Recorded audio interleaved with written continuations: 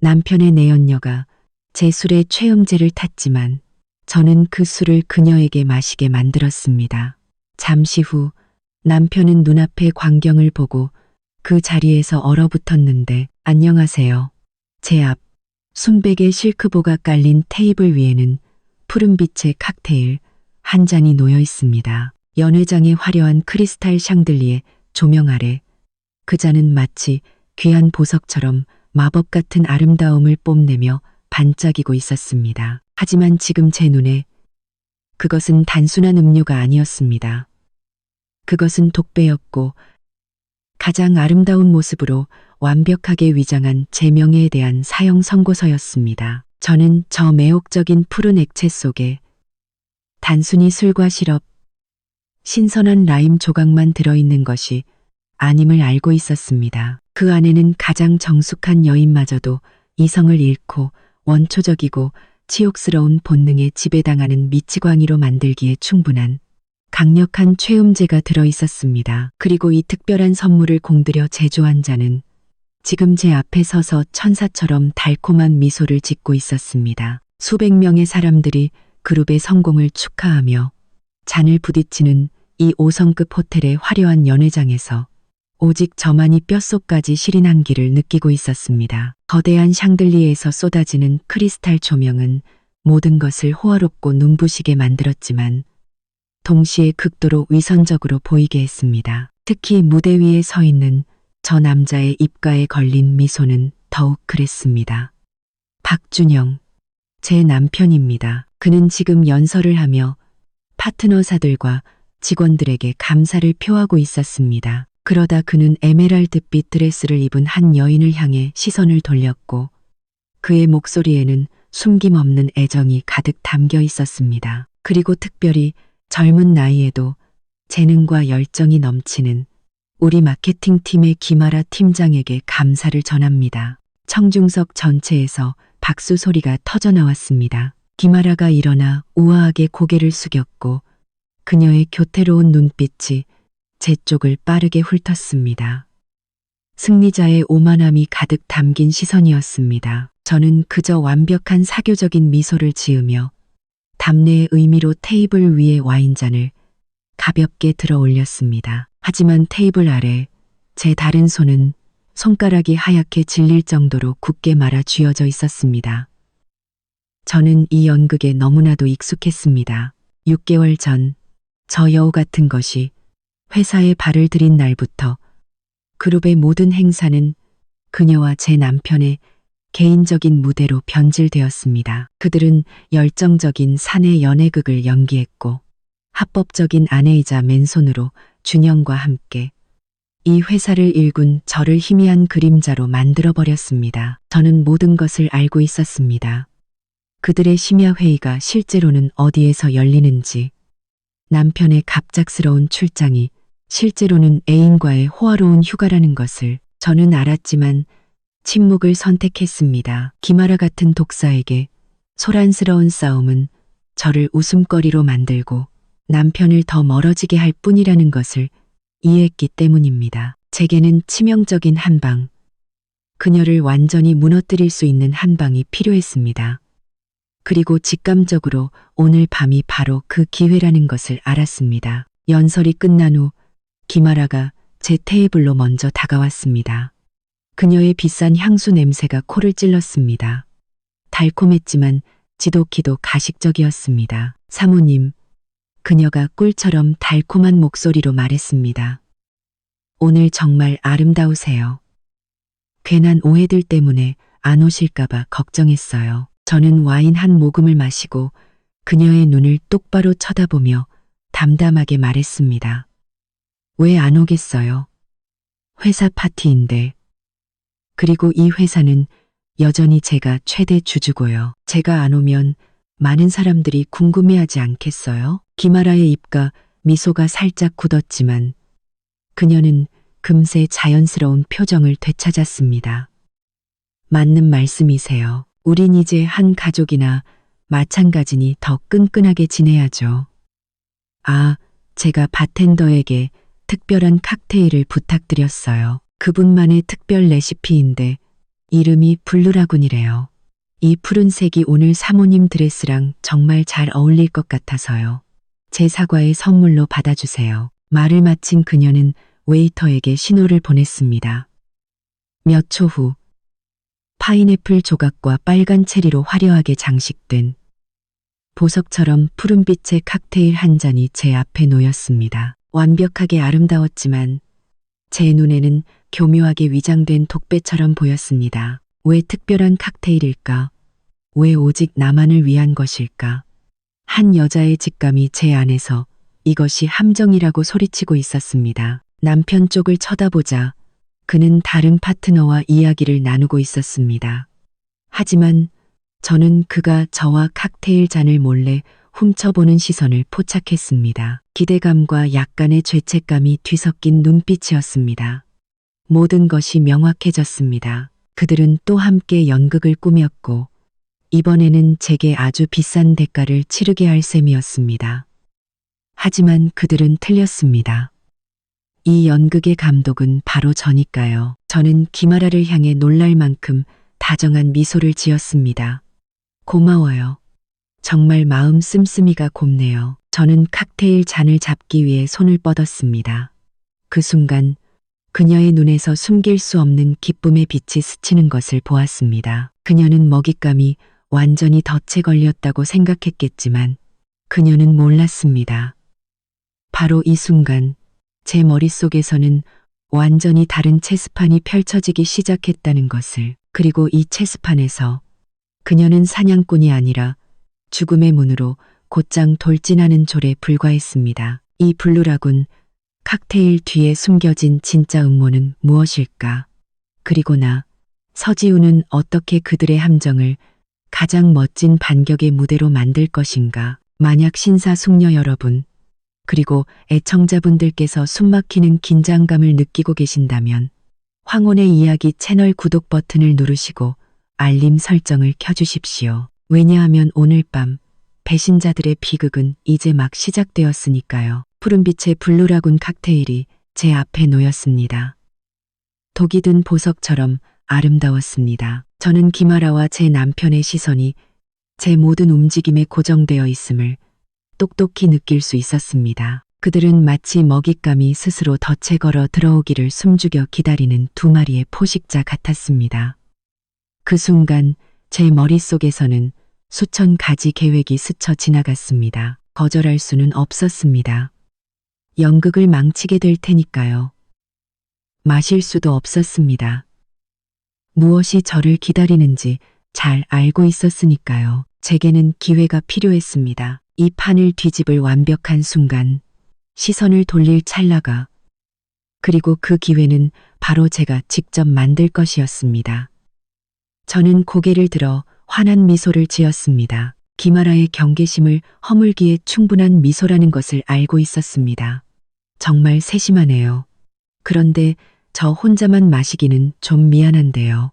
이렇게 하는 건 어때요? 바텐더에게 똑같은 걸로 한 잔 더 만들어 달라고 해요. 우리 자매처럼 같이 건배하면서 이참에 모든 오해를 푸는 거죠. 어때요? 제 제안은 너무나 합리적이어서 김아라가 거절할 수 없었습니다. 게다가 준영 앞에서 저와 함께 건배하는 것은 분수를 아는 애인이자 관대한 아내라는 이미지를 더욱 굳건히 해줄 것이었습니다. 그녀는 즉시 환하게 웃으며 고개를 끄덕였습니다. 사모님 생각 정말 좋으세요. 준영 씨, 보세요.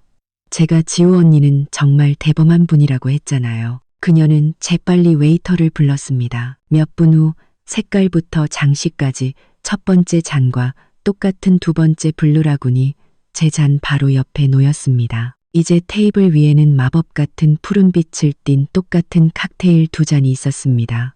한 잔은 순수함을, 다른 한 잔은 치욕적인 함정을 담고 있었습니다. 김아라는 기분 좋게 자신의 잔을 들고 저와 건배할 준비를 했지만 제가 한 발 빨랐습니다.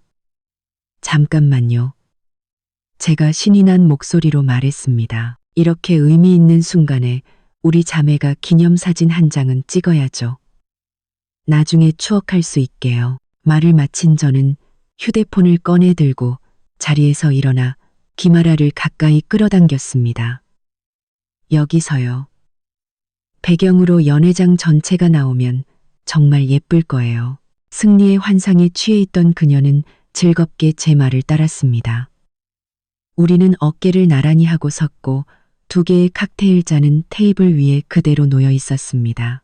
저는 휴대폰을 들어 올려 촬영 각도를 잡았습니다. 그리고 셔터를 누르려는 바로 그 순간 저는 팔꿈치로 제 옆구리를 살짝 쳤습니다. 비싼 악어가죽 클러치가 제 손에서 미끄러져 대리석 바닥 위로 탁 타는 소리를 내며 떨어졌습니다. 클러치 안에 있던 립스틱, 파우더, 열쇠 꾸러미 같은 것들이 사방으로 흩어졌습니다.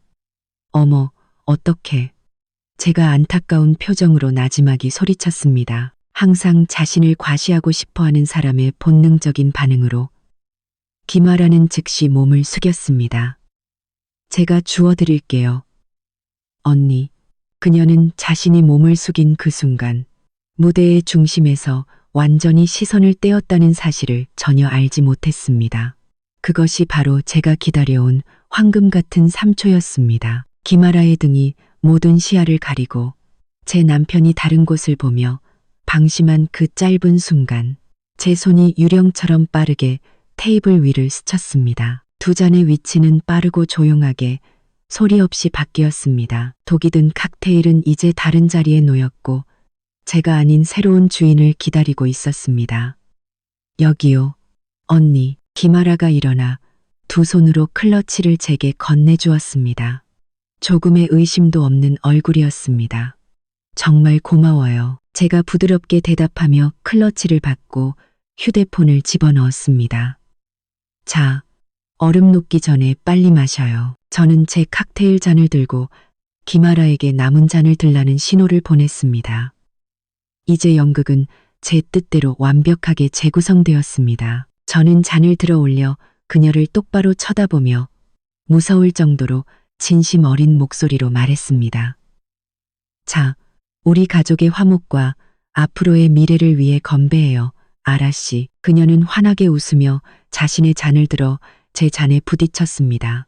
쨍하는 맑은 소리가 울려 퍼졌습니다. 그녀는 그 잔 부딪히는 소리가 바로 자신의 몰락을 알리는 종소리라는 것을 알지 못했습니다. 저와 배신자 남편이 지켜보는 앞에서 김아라는 한 번에 길게 들이켰습니다. 그녀는 자신감 넘치게 의기양양하게 마셨습니다. 마치 달콤한 승리 전체를 삼키는 것 같았습니다. 그녀는 불과 몇 분 후면 제가 치욕 속에서 몸부림칠 것이라고 생각했습니다.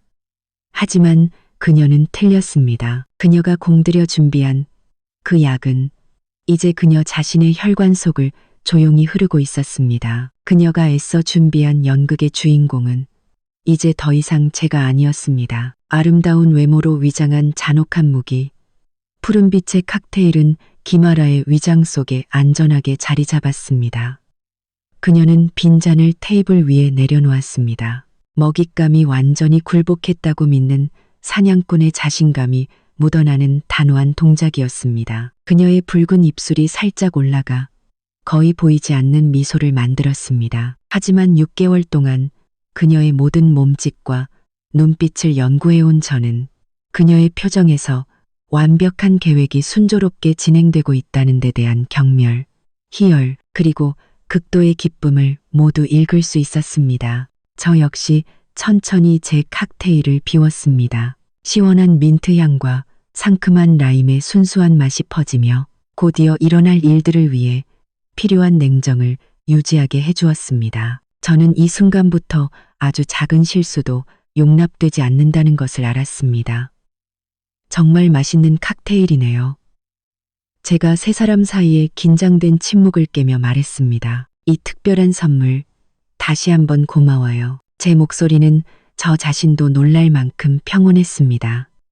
조금의 떨림도 두려움도 없었고 오직 얼음처럼 차가운 결의만이 존재했습니다. 김아라가 돌아보았고 이제는 더 이상 감출 필요도 없다는 듯 미소를 지었습니다. 언니가 좋아하시니 저도 기뻐요. 앞으로 우리 자매가 함께 더 맛있는 것들을 즐길 기회는 많을 거예요. 그녀는 마치 자신이 곧 차지하게 될 위치를 암시하듯 앞으로라는 단어를 의도적으로 강조했습니다. 저는 그저 고개를 끄덕이며 속으로 생각했습니다. 앞으로는 없을 거야, 아가씨.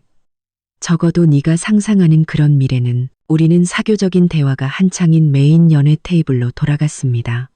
제 남편, 박준영은 저를 재빨리 힐끗 쳐다보더니 서둘러 시선을 돌렸습니다. 그의 눈빛에서 저는 죄책감, 걱정, 하지만 그보다 더 큰 비겁함과 체념이 뒤섞인 혼란스러운 감정을 보았습니다. 그는 완전히 공범이었고 20년 지기 아내의 명예를 젊은 애인의 더러운 계략에 내맡겼습니다. 그는 침묵함으로써 모든 책임에서 벗어날 수 있다고 생각했습니다.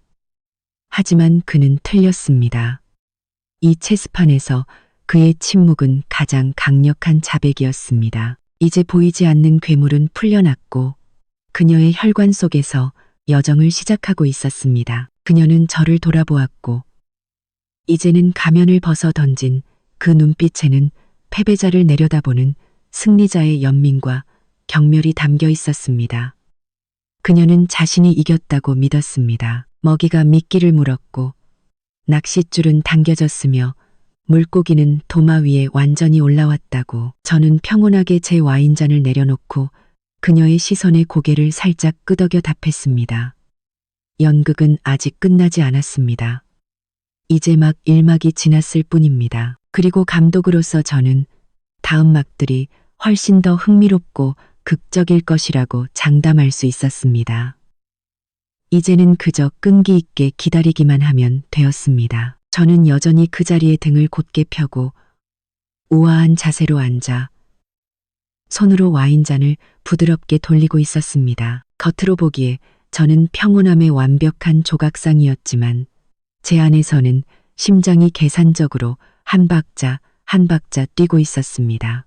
저는 박준영을 관찰했습니다. 김아라의 점점 더 기이해지는 행동 앞에서 어쩔 줄 몰라 하는 그를. 그리고 어느 순간 그의 시선이 제게로 향했습니다. 그것은 평범한 시선이 아니었습니다.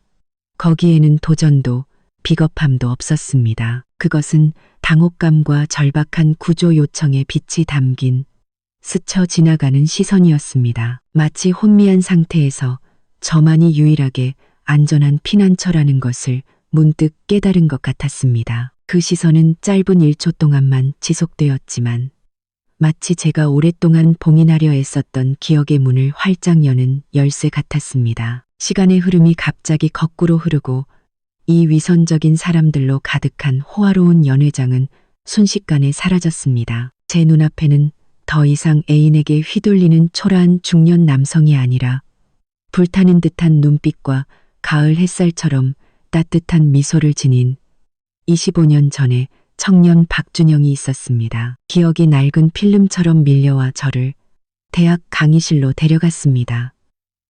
당시 저는 책과 설계도에만 파묻혀 지내던 조용한 건축학과 학생이었습니다. 그리고 준영. 그는 언제나 주목의 중심에 있던 활기차고 활동적인 경제학과의 스타였습니다. 우리는 완전히 다른 세계에 속해 있었고 어떤 교차점도 없을 것 같았습니다. 하지만 운명은 우리를 한 학생 창업 프로젝트에서 만나게 했습니다. 그는 아이디어를 발표하는 사람이었고 저는 그 뒤에서 세부 전략을 짜는 사람이었습니다. 처음 함께 일했을 때 저는 그의 에너지와 열정에 압도당했습니다. 그리고 그는 저처럼 연약해 보이는 소녀의 논리적인 사고와 날카로운 통찰력에 놀랐습니다. 우리의 사랑은 낭만적인 말로 시작되지 않았습니다. 그것은 진한 커피를 마시며 함께 밤을 새우는 것으로 시작되었습니다. 함께 사업 계획을 놓고 토론하고 우리만의 무언가를 만들어낼 미래를 함께 꿈꿨습니다. 그는 자신이 불꽃이고 저는 바람이라고 말했습니다. 바람이 불꽃을 더욱 활활 타오르게 하고 더 높이 날아오르게 도와줄 것이라고. 그날 저는 그 말을 순수하고 온전하게 믿었습니다. 졸업 후 우리는 맨손으로 결혼했습니다. 우리의 가장 큰 자산은 사랑과 불타는 야망이었습니다. 미래의 JP그룹의 첫 사무실은 15제곱미터도 안 되는 축축하고 비좁은 단칸방이었습니다. 그 시절은 고되었지만 가장 행복한 시절이기도 했습니다. 저는 급하게 끓여 먹던 라면 냄새를 아직도 생생하게 기억합니다. 추운 겨울밤, 낡은 컴퓨터 앞에서 서로를 꼭 껴안고 온기를 나누던 것을 기억합니다. 첫 계약을 따냈을 때 준영이 흘렸던 행복의 눈물도 기억합니다. 비록 그 돈은 집세를 내고 제대로 된 밥 한 끼를 먹기에 겨우 충분했을 뿐이지만요. 치열한 창업의 소용돌이 속에서 우리는 완벽한 한 쌍이었습니다. 준영은 그의 소통 능력과 결단력으로 회사의 얼굴이었습니다. 그는 파트너를 만나고 발표하고 협상했습니다. 그리고 저는 그 뒤에 두뇌였습니다. 저는 시장을 분석하고 발전 전략을 세우고 회사가 생존하고 성장할 수 있도록 모든 단계를 계산했습니다. 한 번은 부동산 프로젝트가 동결되어 파산 직전까지 간 적이 있었습니다. 준영은 완전히 무너졌습니다. 그는 방구석에 무릎을 꿇고 앉아 모든 것이 끝났다고 말했습니다. 그날 밤 저는 잠들지 않았습니다. 저 혼자 모든 서류를 다시 검토했고 계약서의 허점과 프로젝트의 용도를 변경할 새로운 방향을 찾아냈습니다. 다음 날 아침, 저는 그의 앞에 두꺼운 세부 계획서를 놓았습니다. 바로 그 계획이 회사를 살렸고 우리를 새로운 차원으로 이끌었습니다. 준영은 저를 와락 껴안았습니다. 그는 제가 없었다면 자기는 아무것도 아니었을 거라고 말했습니다. 그는 제가 그의 머리이자 심장이라고 말했습니다.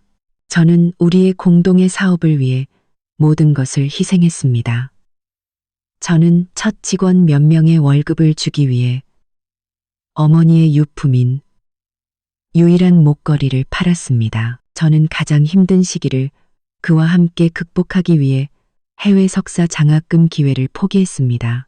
저는 이 모든 것을 조금의 원망도 없이 했습니다. 왜냐하면 우리가 함께 쌓고 있는 기반이 단지 회사가 아니라 가족이자 견고한 미래라고 믿었기 때문입니다. 하지만 사람은 참 이상합니다. 가난할 때는 서로를 소중히 여길 줄 알지만 돈과 명예가 밀려오면 마음이 쉽게 변합니다.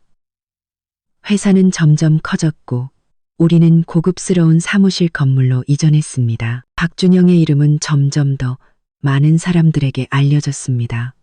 그는 찬사에 익숙해졌고 성공한 CEO의 위치에 익숙해졌습니다. 그는 이 모든 성공이 오직 자신의 손으로 이룬 것이라고 믿기 시작했습니다. 그는 점차 저의 밤샘을 잊었고 회사를 살린 전략들을 잊었고 제 어머니의 목걸이마저 잊었습니다. 그는 저의 희생을 당연하게 여기기 시작했습니다. 그리고 저도 잘못했습니다.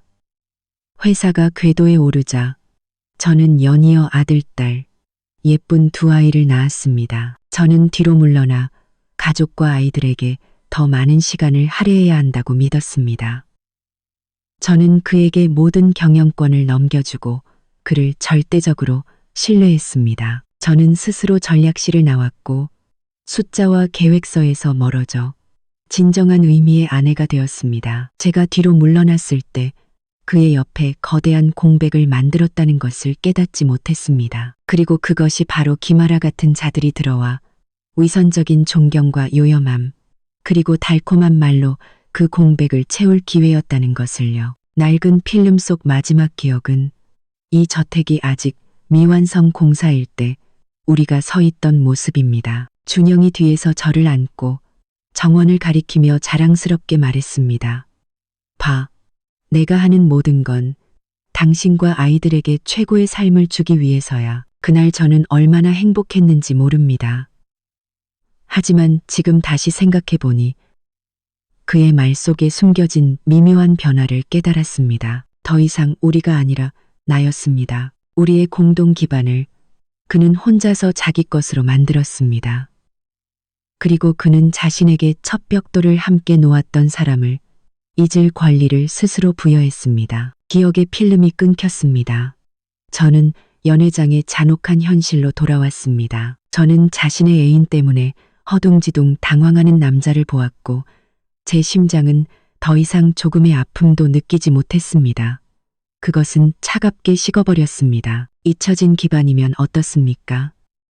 과거를 잊는 자에게는 미래가 없습니다. 그리고 오늘 밤, 제가 바로 그와 김아라가 환상 속에서 그리고 있는 미래의 종지부를 찍을 사람입니다. 고되고 행복했던 시절의 달콤함은 사라지고 배신감의 씁쓸함만이 목구멍에 퍼지고 있었습니다. 저는 한때 제 세상의 전부였던 남자 박준영을 보았습니다. 그는 이제 김아라의 점점 더 노골적으로 통제불능이 되어가는 모습 앞에서 허둥대며 당황하고 있었습니다. 제 마음은 더 이상 조금의 아픔도 느끼지 못했습니다. 그것은 무감각해졌고 차갑게 식어버렸습니다. 수백 번의 긴 밤 동안 저 혼자 잔혹한 현실과 마주한 후였습니다. 6개월 전 비가 억수같이 쏟아지던 어느 오후 저는 우연히 그 진실을 발견했습니다. 그것은 영화처럼 극적인 불륜 현장 급습이 아니었습니다. 그것은 제게 조용하고 잔인하게 다가왔습니다. 저는 단지 아이의 학교 정보를 찾기 위해 그의 태블릿 PC를 들었을 뿐입니다. 그리고 그때 여전히 열려있던 대화창 하나가 제 눈앞에 나타났습니다. 수많은 메시지, 수많은 사진, 그리고 지난 10년간 그가 제게 단 한 번도 말해주지 않았던 저속한 사랑의 언어들. 모든 것이 마치 거대한 망치처럼 제 머리를 내리쳤고 순식간에 제 세상 전체가 무너져 내렸습니다. 그 메시지 속의 여자는 다름 아닌 김아라. 제가 남편 앞에서 몇 번 칭찬했던 젊고 유능한 마케팅 팀장이었습니다. 알고 보니 그녀는 제 결혼 생활을 조용히 파먹고 있는 독사였습니다. 그날 밤 저는 잠들지 못했습니다. 저는 서재의 어둠 속에 웅크리고 앉아 그들이 서로에게 보낸 메시지 한 줄 한 줄을 읽고 또 읽고 사진 한 장 한 장을 보고 또 보았습니다. 눈물은 계속해서 흘러내렸습니다. 질투 때문이 아니라 제가 너무나도 뻔뻔하게 속아왔다는 것을 깨달았을 때의 처절한 고통 때문이었습니다. 사랑, 신뢰, 저의 20년 희생, 모든 것이 순식간에 어처구니 없는 희극이 되어버렸습니다. 저는 소리치고 싶었고 따지고 싶었고 모든 것을 뒤엎고 싶었습니다. 저는 회사로 달려가 모든 직원들 앞에서 김아라의 위선적인 가면을 벗겨버리고 싶었습니다. 하지만 깊고 고요한 밤, 거울 속 초췌하고 가련한 제 자신의 모습을 보았을 때 저는 문득 정신이 들었습니다. 저는 이렇게 무너질 수 없었습니다. 저는 서지우, 한때 남편과 함께 무에서 유를 창조하며 이 모든 것을 이룩한 사람이었습니다. 저는 어린 여우 한 마리가 제게 속한 모든 것을 그렇게 쉽게 빼앗아가도록 내버려 둘 수 없었습니다. 싸움을 거는 것은 하책일 뿐, 그것은 제 품위를 떨어뜨리고 저를 불쌍한 여자로 만들 뿐이었습니다. 제게는 계획이 필요했습니다. 그들의 가면을 벗길 뿐만 아니라 재산을 보호하고 제가 쏟아부은 청춘의 노력을 지켜낼 수 있을 만큼 영리한 계획이. 그 운명적인 밤 이후 저는 울음을 그쳤습니다. 저는 행동하기 시작했습니다. 첫 번째 단계로 저는 비밀리에 유능한 변호사이자 제가 절대적으로 신뢰할 수 있는 친구인 윤 변호사에게 연락했습니다. 저는 그에게 모든 것을 털어놓았습니다. 윤 변호사는 제게 날카로운 법률적 조언을 해줄 뿐만 아니라 믿을 만한 사설 탐정도 소개해 주었습니다. 저는 준영과 김아라를 미행하기로 결정했습니다. 저는 그들의 모든 행적, 모든 음모, 모든 계획을 알아야 했습니다. 지식은 힘이었고 저는 그 무기로 저 자신을 무장해야 했습니다. 탐정으로부터 보고서, 녹음 파일, 사진들이 매일 저에게 도착하기 시작했습니다. 정보를 받을 때마다 마치 또 다른 칼날이 제 심장을 베는 것 같았습니다. 하지만 동시에 그것은 제 의지를 더욱 강철처럼 단단하게 만들었습니다. 저는 그들이 준영이 회사 돈으로 비밀리에 사준 고급 아파트에서 자주 만난다는 것을 알게 되었습니다. 저는 김아라가 단지 애인이 되고 싶은 것이 아니라 일부 소액 주주들을 조용히 포섭하며 그룹 내에서 권력을 장악하려 한다는 것을 알게 되었습니다. 그녀의 야망은 제가 생각했던 것보다 훨씬 컸습니다. 그리고 약 2주 전, 탐정은 제게 충격적인 정보를 가져다 주었습니다. 그는 준영이 김아라에게 선물한 핸드백에 초소형 녹음 장치를 설치하는 데 성공했습니다. 그 녹음 파일은 저조차도 소름이 돋을 만큼 잔혹한 계획을 폭로했습니다. 그것은 김아라와 강태수라는 이름의 한 남자 사이의 대화였습니다. 김아라의 날카로운 목소리가 녹음 파일에서 한 글자, 한 글자 똑똑하게 울려 퍼졌습니다. 계획은 이래요. 그녀가 말했습니다. 그룹 연말 파티에서 내가 그 늙은 마누라 음료에 최음제를 탈 방법을 찾을 거예요. 가장 강력한 걸로 수녀님도 미치게 만들 수 있는 종류로요. 약 기운이 돌면 강태수 씨 당신이 술에 취한 손님인 척하며 자연스럽게 그 여자를 방으로 부축하는 거예요. 2107호실 내가 이미 예약해뒀어요. 당신이 할 일은 뭔지 알죠? 진짜로 할 필요는 없고 연기만 하면 돼요. 그 여자 옷을 벗기고 몸 위에 눕고 아주 뜨거운 장면을 연출하는 거죠.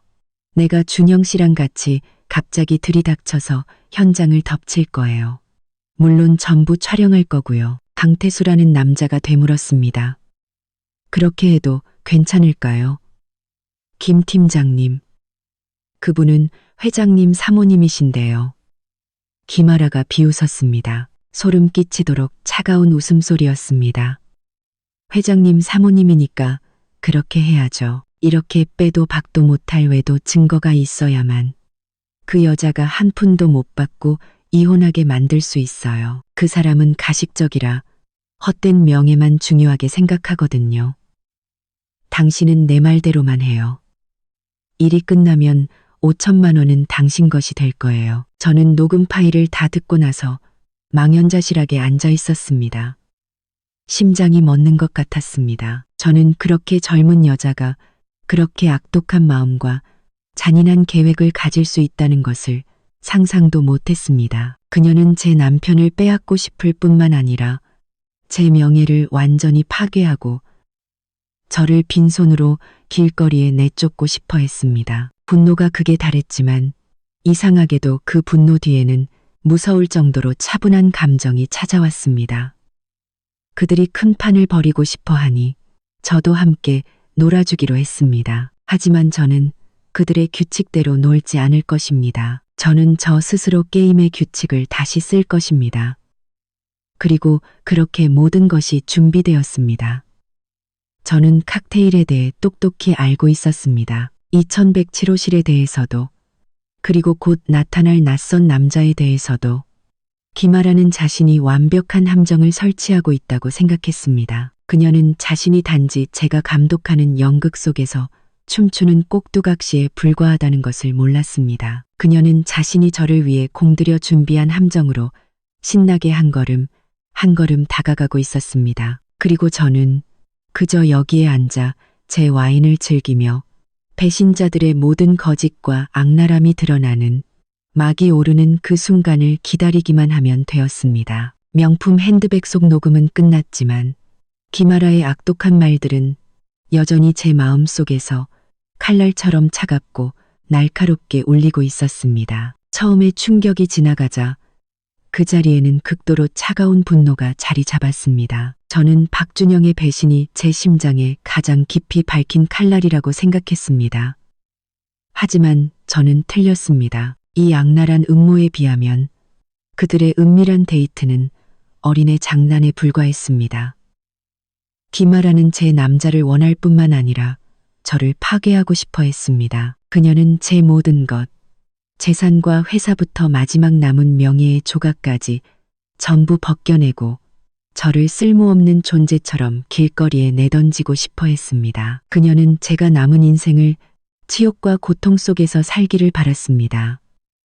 이제 겨우 20대인 사람이 어떻게 그렇게 잔인한 마음을 가질 수 있을까? 혹시 지난 6개월간 저의 침묵과 인내가 그녀의 오만함과 악랄함을 키운 것은 아닐까? 그녀는 제가 도살장으로 쉽게 끌려갈 수 있는 순한 어린 양이라고 생각했습니다. 그녀는 저를 너무 얕봤고 그것이 바로 그녀의 치명적인 실수였습니다. 그날 밤 저는 울지 않았습니다. 눈물은 약함을 위한 것이고 저는 더 이상 단 1초도 자신에게 약해지는 것을 허락하지 않았습니다. 저는 노란 불빛 아래 서재에 앉아 손에는 짙은 붉은 와인잔을 들고 있었습니다. 마시지는 않고 마치 복잡한 체스판을 들여다보듯 넘실거리는 액체를 바라볼 뿐이었습니다. 그들을 즉시 폭로할까? 이 녹음 파일을 박준영에게 들려주고 그의 어린애인의 진짜 얼굴을 까발릴까? 아니, 너무 단순하고 그들에게 너무 쉬운 일이다. 그렇게 하면 그들을 창피하게 만들 수는 있겠지. 그들의 관계에 금이 가게 할 수도 있겠지. 하지만 그 다음은 우유부단하고 어리석은 성격의 준영은 김아라의 악어의 눈물에 또다시 마음이 약해질지도 모른다. 그는 그녀가 단지 장난을 쳤다거나 그를 너무 사랑해서 그랬다는 어처구니 없는 변명을 믿을지도 모른다. 그리고 모든 것은 다시 원점으로 돌아갈 것이다. 아니, 저는 그런 일시적인 승리를 원하지 않았습니다. 저는 그들이 다시는 일어설 수 없도록 만드는 결정적인 한 방, 하늘이 내리는 벌과 같은 한 방을 원했습니다. 저는 그들이 궁지에 몰리는 느낌, 파괴되고 모든 것을 잃는 느낌을 정확히 맛보게 하고 싶었습니다. 김아라가 공들여 무대를 만들었으니 제가 왜 그것을 부숴야 할까? 저는 부수지 않을 것입니다. 오히려 저는 그 무대 위로 올라가 그녀의 연극을 저만의 공연으로 만들 것입니다. 제가 감독이 되고 그녀와 제 배신자 남편은 자신들이 직접 만든 비극 속 두 주연 배우가 될 것입니다. 체스판은 이미 뒤집혔습니다. 다음 날 아침 저는 탐정에게 전화했습니다. 제 목소리는 이상할 정도로 차분했습니다. 녹음 파일에 나오는 강태수라는 남자에 대한 모든 정보를 찾아주세요. 신상, 인간관계, 약점, 그리고 특히 그가 지금 가장 필요로 하는 것이 무엇인지 전부 알아야 합니다. 단 24시간 만에 강태수에 대한 상세한 파일이 제 책상 위에 놓였습니다. 제가 예상했던 대로 그는 잃을 것이 없는 사람이었습니다. 대학은 졸업했지만 게으르고 도박에 빠져 빚더미에 앉아 있었습니다. 그는 조폭들에게 쫓기고 있었습니다. 강태수 같은 사람에게 김아라의 5천만 원은 엄청난 액수였고 유일한 구명줄이었습니다. 하지만 그가 필요한 것은 단지 돈만이 아니라 안전한 탈출구였습니다. 저는 미소를 지었습니다. 모든 것이 제가 생각했던 것보다 더 쉬웠습니다. 저는 직접 나서지 않고 윤 변호사를 통해 제3자를 거쳐 강태수에게 접근했습니다. 제 제안은 매우 명확하고 깔끔했습니다. 김아라가 제시한 액수의 2배인 현금 1억 원, 완전히 다른 신분의 새 여권, 그리고 빚쟁이들로부터 벗어나 새 인생을 시작할 수 있는 호주행 비즈니스 클래스 항공권. 이 모든 것은 호텔에서의 연극이 끝난 직후 그에게 주어질 것이었습니다. 그의 임무 또한 매우 간단했습니다. 그는 여전히 김아라의 제안을 받아들이고 정해진 시간과 장소에 나타나 2107호실로 들어갑니다. 하지만 저와 연기하는 대신 그는 김아라 자신과 연기할 것입니다. 그리고 가장 중요한 것은 동영상 촬영에 사용될 휴대폰이 완벽한 각도에 놓여 모든 뜨거운 장면을 가장 선명하게 녹화하도록 보장해야 한다는 것이었습니다. 강태수는 멍청한 사람이 아니었습니다. 그는 김아라와 박준영에게 맞서는 것이 얼마나 위험한지 잘 알고 있었습니다.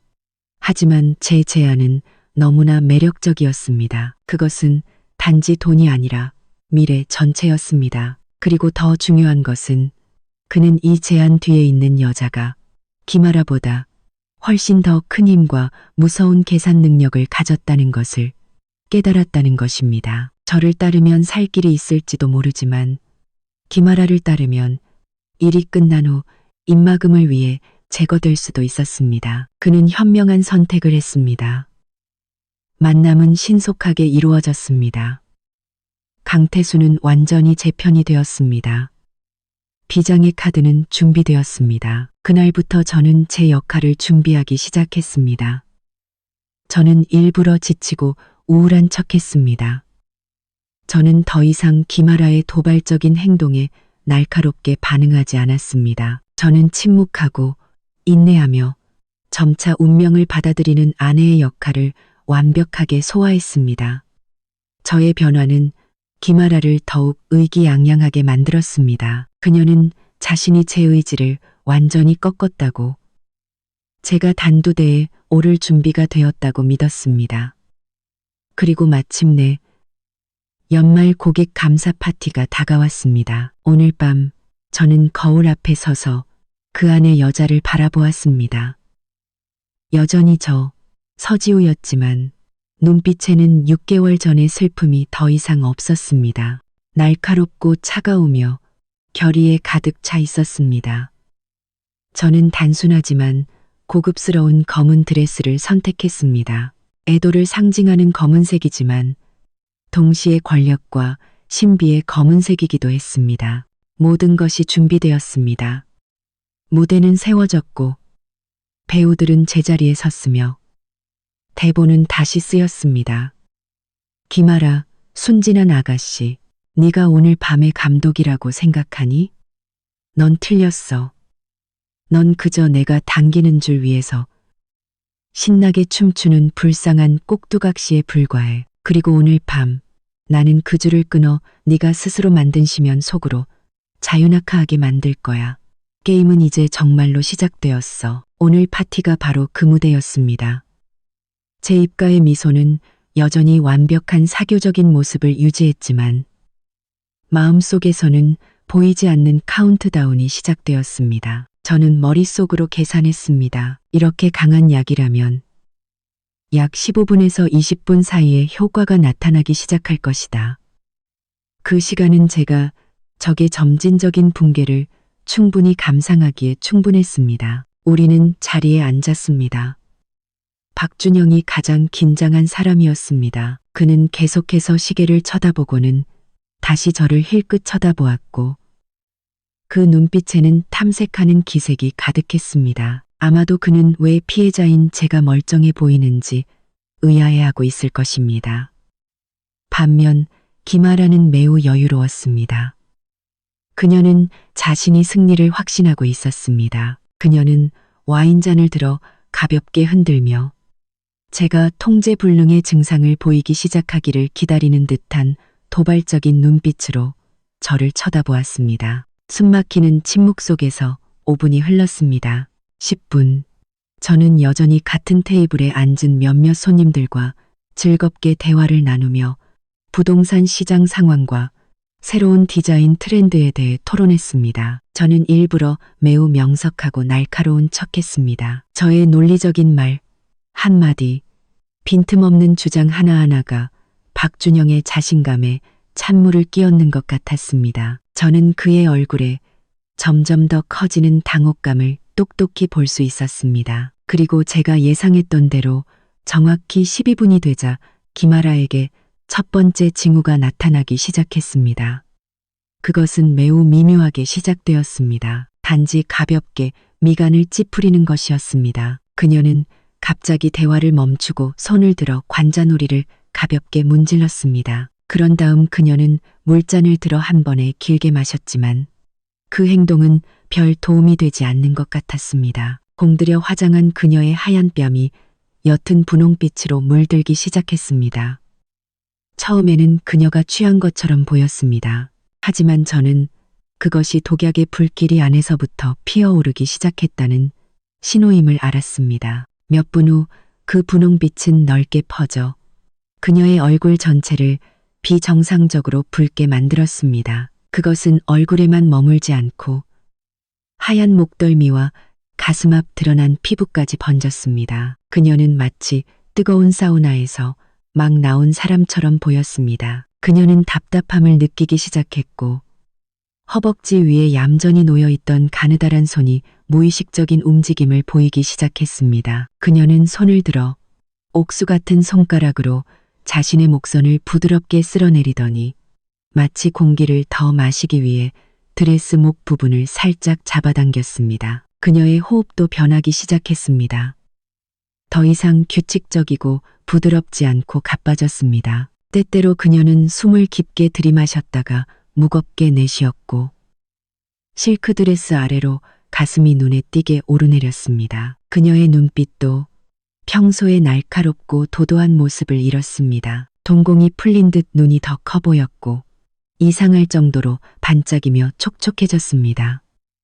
그것은 마치 그녀가 어떤 환상의 세계를 보고 있는 것처럼 몽롱하고 흐릿해졌습니다. 바로 옆에 앉아있던 박준영은 이 갑작스러운 변화를 눈치채지 못할 수 없었습니다. 그는 대화를 완전히 멈추고 김아라를 뚫어지게 쳐다보았습니다. 왜 그래? 그가 걱정 가득한 목소리로 나지막이 물었습니다. 얼굴이 다 빨개졌어. 밖에 나가서 바람 좀 쐴까? 김아라는 다른 세상에서 현실로 끌려온 듯 깜짝 놀랐습니다.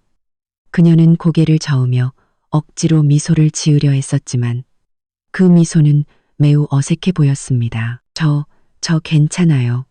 아마 술 때문일 거예요. 오늘 술이 좀 센가 봐요. 그녀는 그렇게 말했지만 시선은 준영을 향하지 않고 주위 테이블의 남자들을 무의식적으로 훑어보고 있었습니다. 그녀의 이성이 더 이상 통제할 수 없는 눈빛이었습니다. 이제 연극은 정말로 시작되었습니다. 그녀의 몸은 용광로처럼 뜨거웠고 더 이상 가만히 앉아 있을 수 없었습니다. 준영 씨, 그녀가 제 남편을 돌아보며 말했습니다. 목소리는 더 이상 평소의 애교 섞인 톤이 아니라 탁하게 변해 있었습니다. 그녀의 손이 대담하게 준영의 가슴 위에 놓였습니다. 저 몸이 좀 이상해요. 너무 더워요. 박준영은 얼어붙었습니다. 그는 자신의 눈을 믿을 수 없었습니다. 격식 있는 파티에서 수백 명의 파트너와 직원들 앞에서 그의 우아하고 지적인 애인이 싸구려 유흥업소 여자 같은 행동을 하고 있었습니다. 그는 서둘러 김아라의 손을 잡아 자신의 몸에서 떼어냈고 창피함과 분노로 얼굴이 붉어졌습니다. 미쳤어? 그가 이를 악물고 으르렁거렸습니다. 당장 그만둬. 사람들이 보고 있잖아. 하지만 그의 말은 이제 아무런 힘이 없었습니다. 주위의 수군거림은 이제 명확한 뒷담화로 변해 있었습니다. 모든 시선이 호기심, 궁금증, 그리고 경멸을 담아 우리 쪽으로 쏠렸습니다. 세상에, 저기 봐. 김 팀장님 취해서 정신을 못 차리네. 박 회장님 정말 창피하시겠다. 보통 취한 것 같지 않은데 좀 이상해 보여. 저는 그 자리에 앉아 여전히 평온한 표정을 유지하며 와인잔을 들고 있었습니다. 저는 박준영을, 그의 얼굴에 선명하게 드러난 치욕을 보았습니다. 그는 자신의 배신에 대한 대가를 치르고 있었습니다. 그가 자신의 젊고 아름답고 유능한 애인을 얼마나 자랑스러워했는지 지금 그는 그녀 때문에 수백 배는 더 창피해하고 있었습니다. 그는 김아라를 밀어내려 했었지만 그녀는 문어처럼 그에게 단단히 달라붙어 떨어지지 않았습니다. 그녀가 저를 위해 준비했던 연극, 이제 그녀는 스스로 훌륭하게 연기하고 있었습니다. 그리고 모든 대본을 알고 있는 유일한 관객인 저는 매우 통쾌함을 느꼈습니다. 이것은 단지 전체 요리에 불과했습니다. 메인 요리는 아직 그들을 기다리고 있었습니다. 우리 테이블의 혼란스러운 광경은 연회장 전체의 중심이 되었습니다. 권력 있는 회장 박준영은 이제 극도의 창피함 속에서 허우적거리는 광대와 다를 바 없어 보였습니다. 그는 김아라를 밀어내려 애쓰고 그녀의 입을 막으려 했었지만 모든 노력은 허사였습니다. 김아라는 완전히 다른 사람으로 변해 있었습니다. 그녀는 더 이상 날카롭고 도도한 마케팅 팀장이 아니었고 자신의 욕망을 뻔뻔하게 드러내고 있었습니다. 저는 그 자리에 유령처럼 조용히 앉아 눈앞에서 펼쳐지는 비극을 관찰했습니다.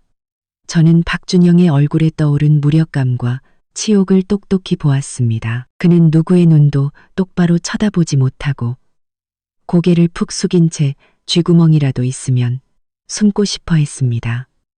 그는 상황에 대한 통제력을 완전히 잃었습니다. 그리고 바로 그때 저는 제 기회가 왔음을 알았습니다. 모두가 준영과 김아라에게 주목하고 있는 동안 저는 연회장 끝을 힐끗 보았습니다. 그곳에는 말쑥한 검은 정장을 입은 키 큰 남자가 팔짱을 낀 채 조용히 상황을 지켜보고 있었습니다. 바로 제 비장의 카드 강태수였습니다. 우리의 시선이 짧은 순간 교차했습니다. 제가 살짝 고개를 끄덕이자 그는 제 뜻을 알아차리고 움직이기 시작했습니다. 동시에 몽롱한 상태의 김아라는 자신의 구원자를 발견한 듯 했습니다. 그녀의 풀린 눈빛이 군중을 훑다가 강태수가 있는 곳에서 멈췄습니다. 그것은 그녀가 세운 계획의 일부였습니다. 약 기운이 돌면 강태수가 영웅처럼 나타나 피해자인 저를 방으로 부축하는 것. 그녀는 피해자가 이제 자기 자신이라는 것과 저 영웅이 실제로는 자신을 단두대로 이끌 사형 집행인이라는 것을 전혀 알지 못했습니다. 김아라는 마지막 남은 힘을 쥐어짜 준영을 살짝 밀어냈습니다. 그녀는 비틀거리며 일어섰고 목소리는 탁했지만 여전히 제정신인 척했었습니다. 저 모두에게 죄송합니다.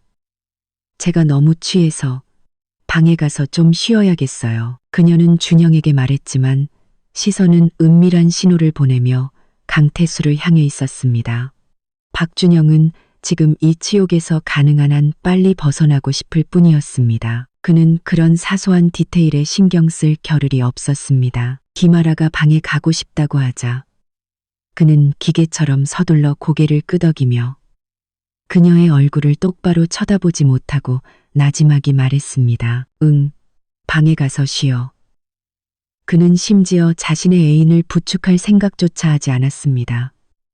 비겁함이 모든 것을 압도했습니다. 그는 단지 그녀를 이 창피하고 골치 아픈 상황을 즉시 떨쳐버리고 싶을 뿐이었습니다.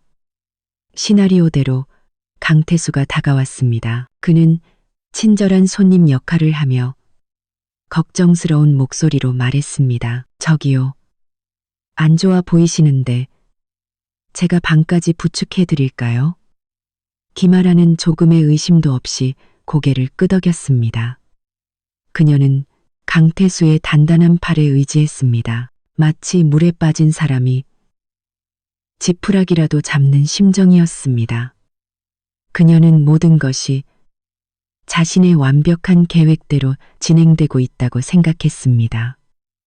그녀는 낯선 남자의 부축을 받아 방으로 올라가고 있었고 잠시 후면 불륜 현장 급습극이 펼쳐질 것이었습니다. 그녀는 연회장에서 엘리베이터로 가는 이 길이 승리로 향하는 길이 아니라 지옥으로 인도하는 길이라는 것을 전혀 깨닫지 못했습니다. 그들은 연회장을 가로질러 갔습니다. 정말 아이러니한 광경이었습니다.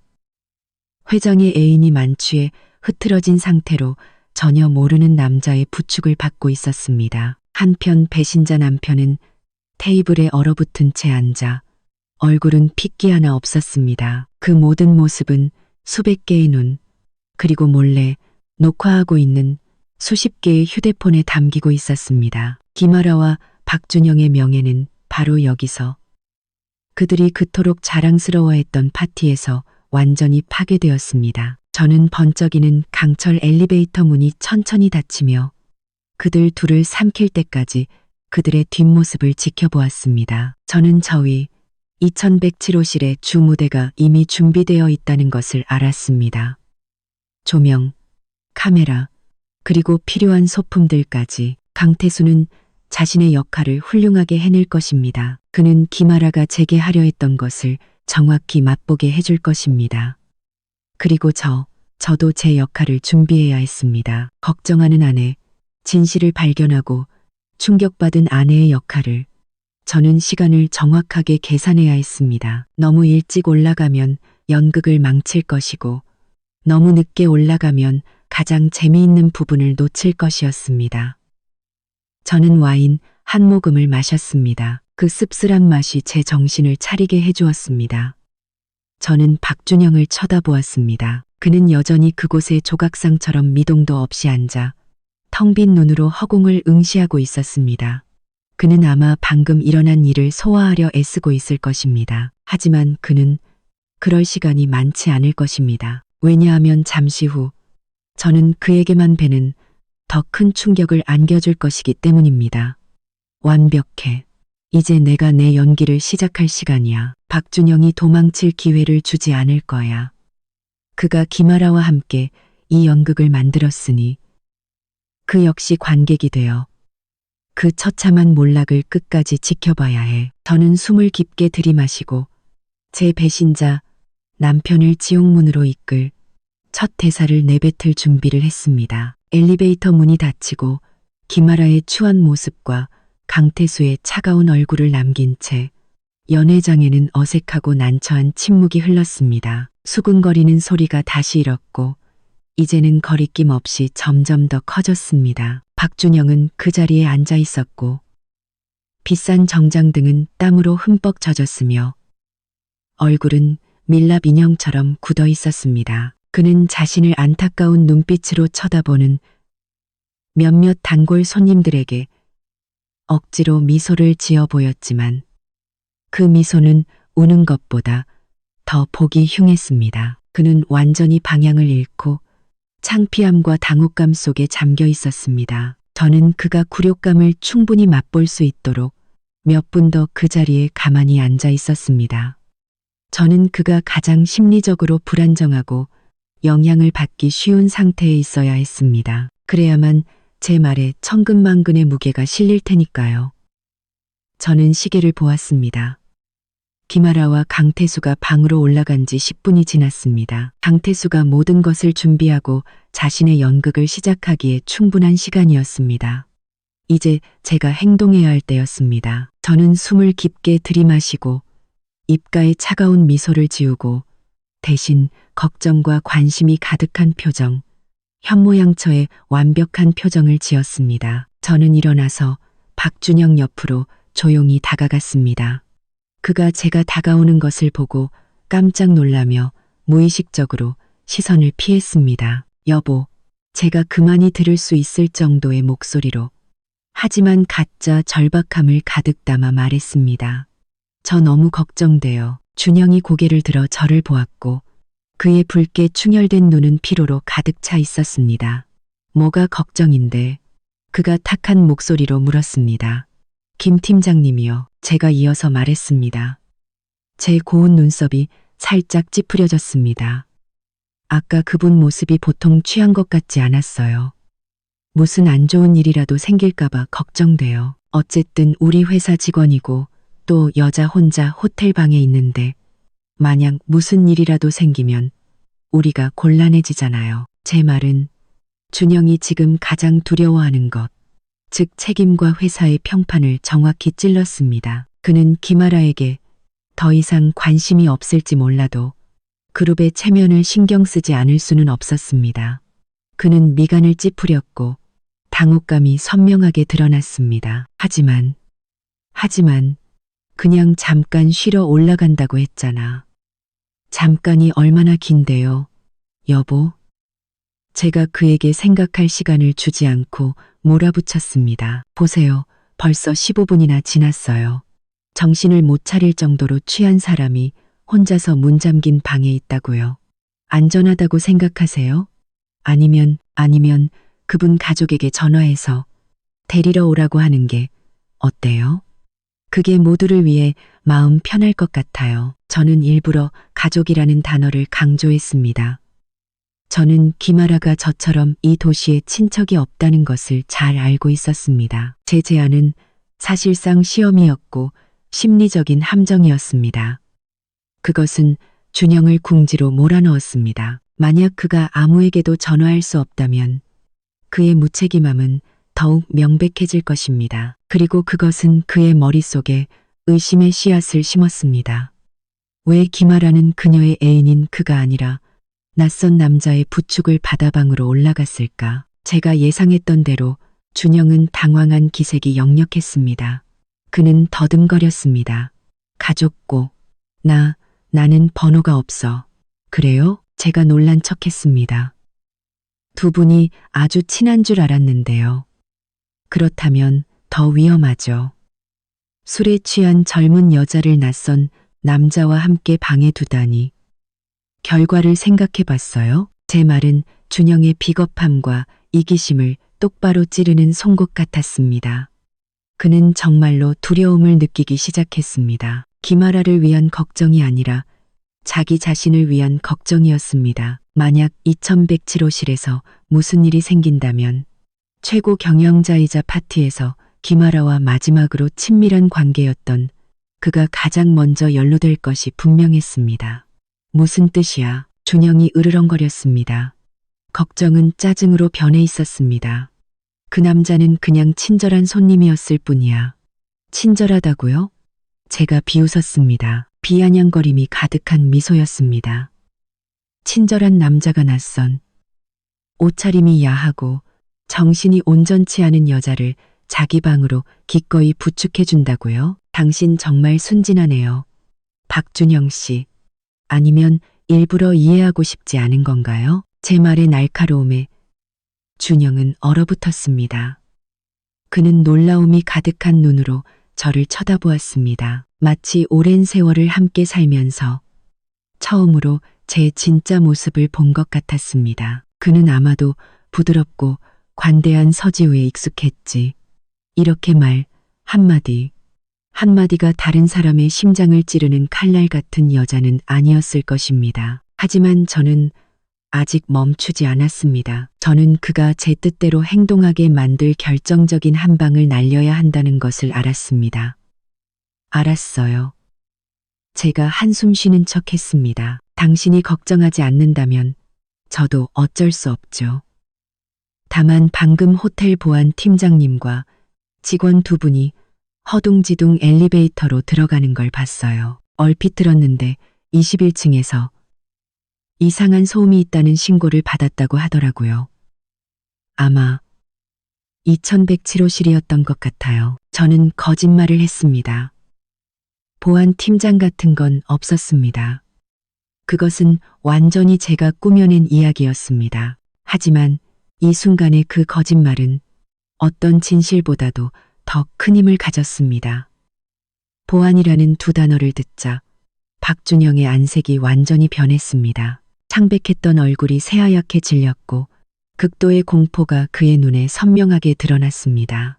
호텔 보안이 개입한다는 것은 사건이 심각해졌다는 것을 의미했습니다. 그것은 기록될 수도 있고 심지어 경찰에 신고될 수도 있었습니다. 만약 그렇게 된다면 명성뿐만 아니라 그의 경력 전체가 잿더미가 될 것입니다. 대기업 CEO가 젊은 애인과 호텔에서 난잡한 파티를 벌였다는 뉴스는 언론에게 확실히 군침 도는 먹잇감이 될 것입니다.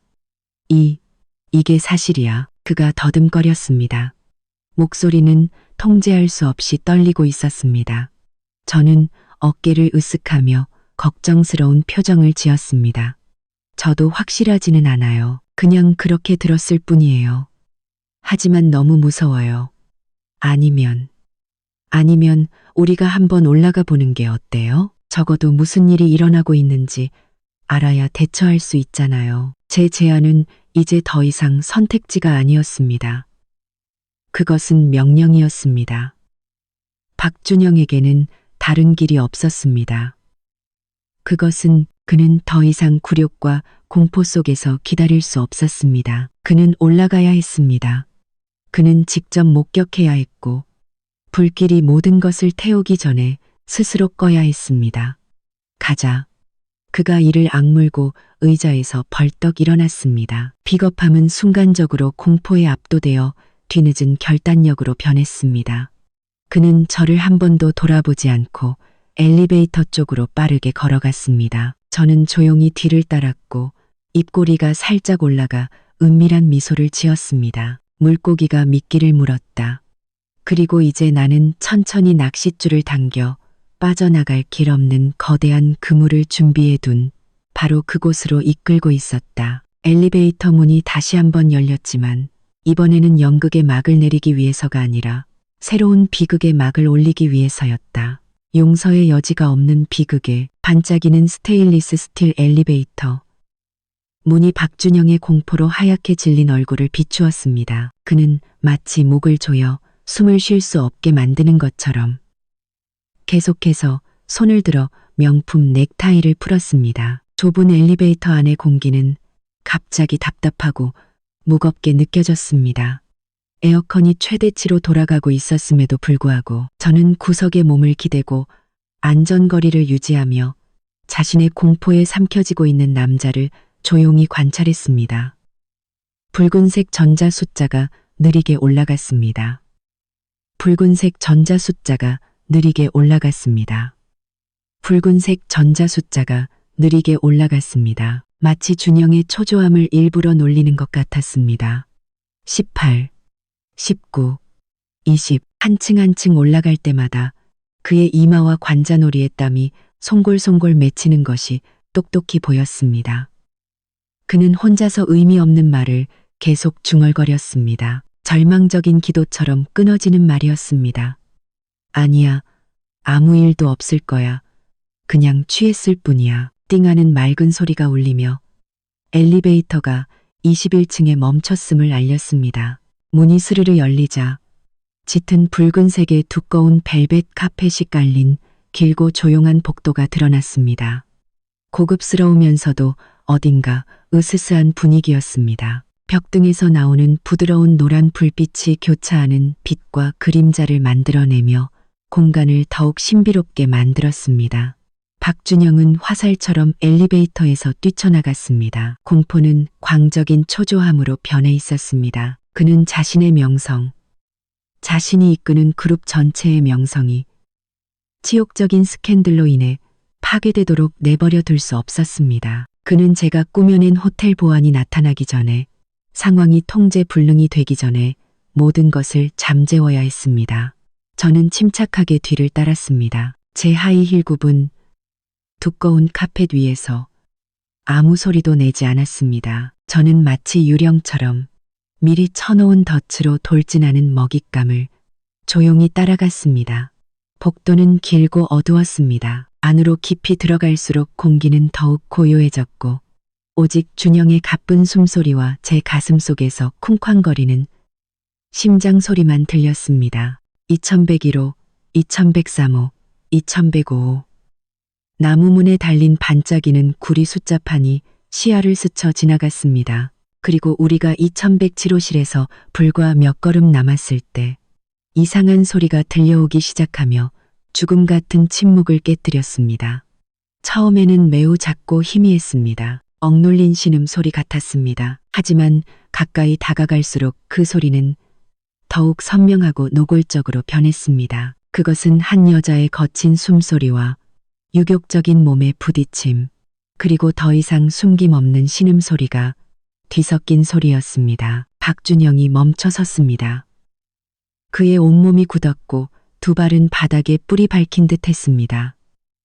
이미 하얗게 질렸던 그의 얼굴은 이제 창백하게 변했습니다. 그는 저를 돌아보았고 그 눈빛에는 공황과 말없는 질문이 담겨 있었습니다.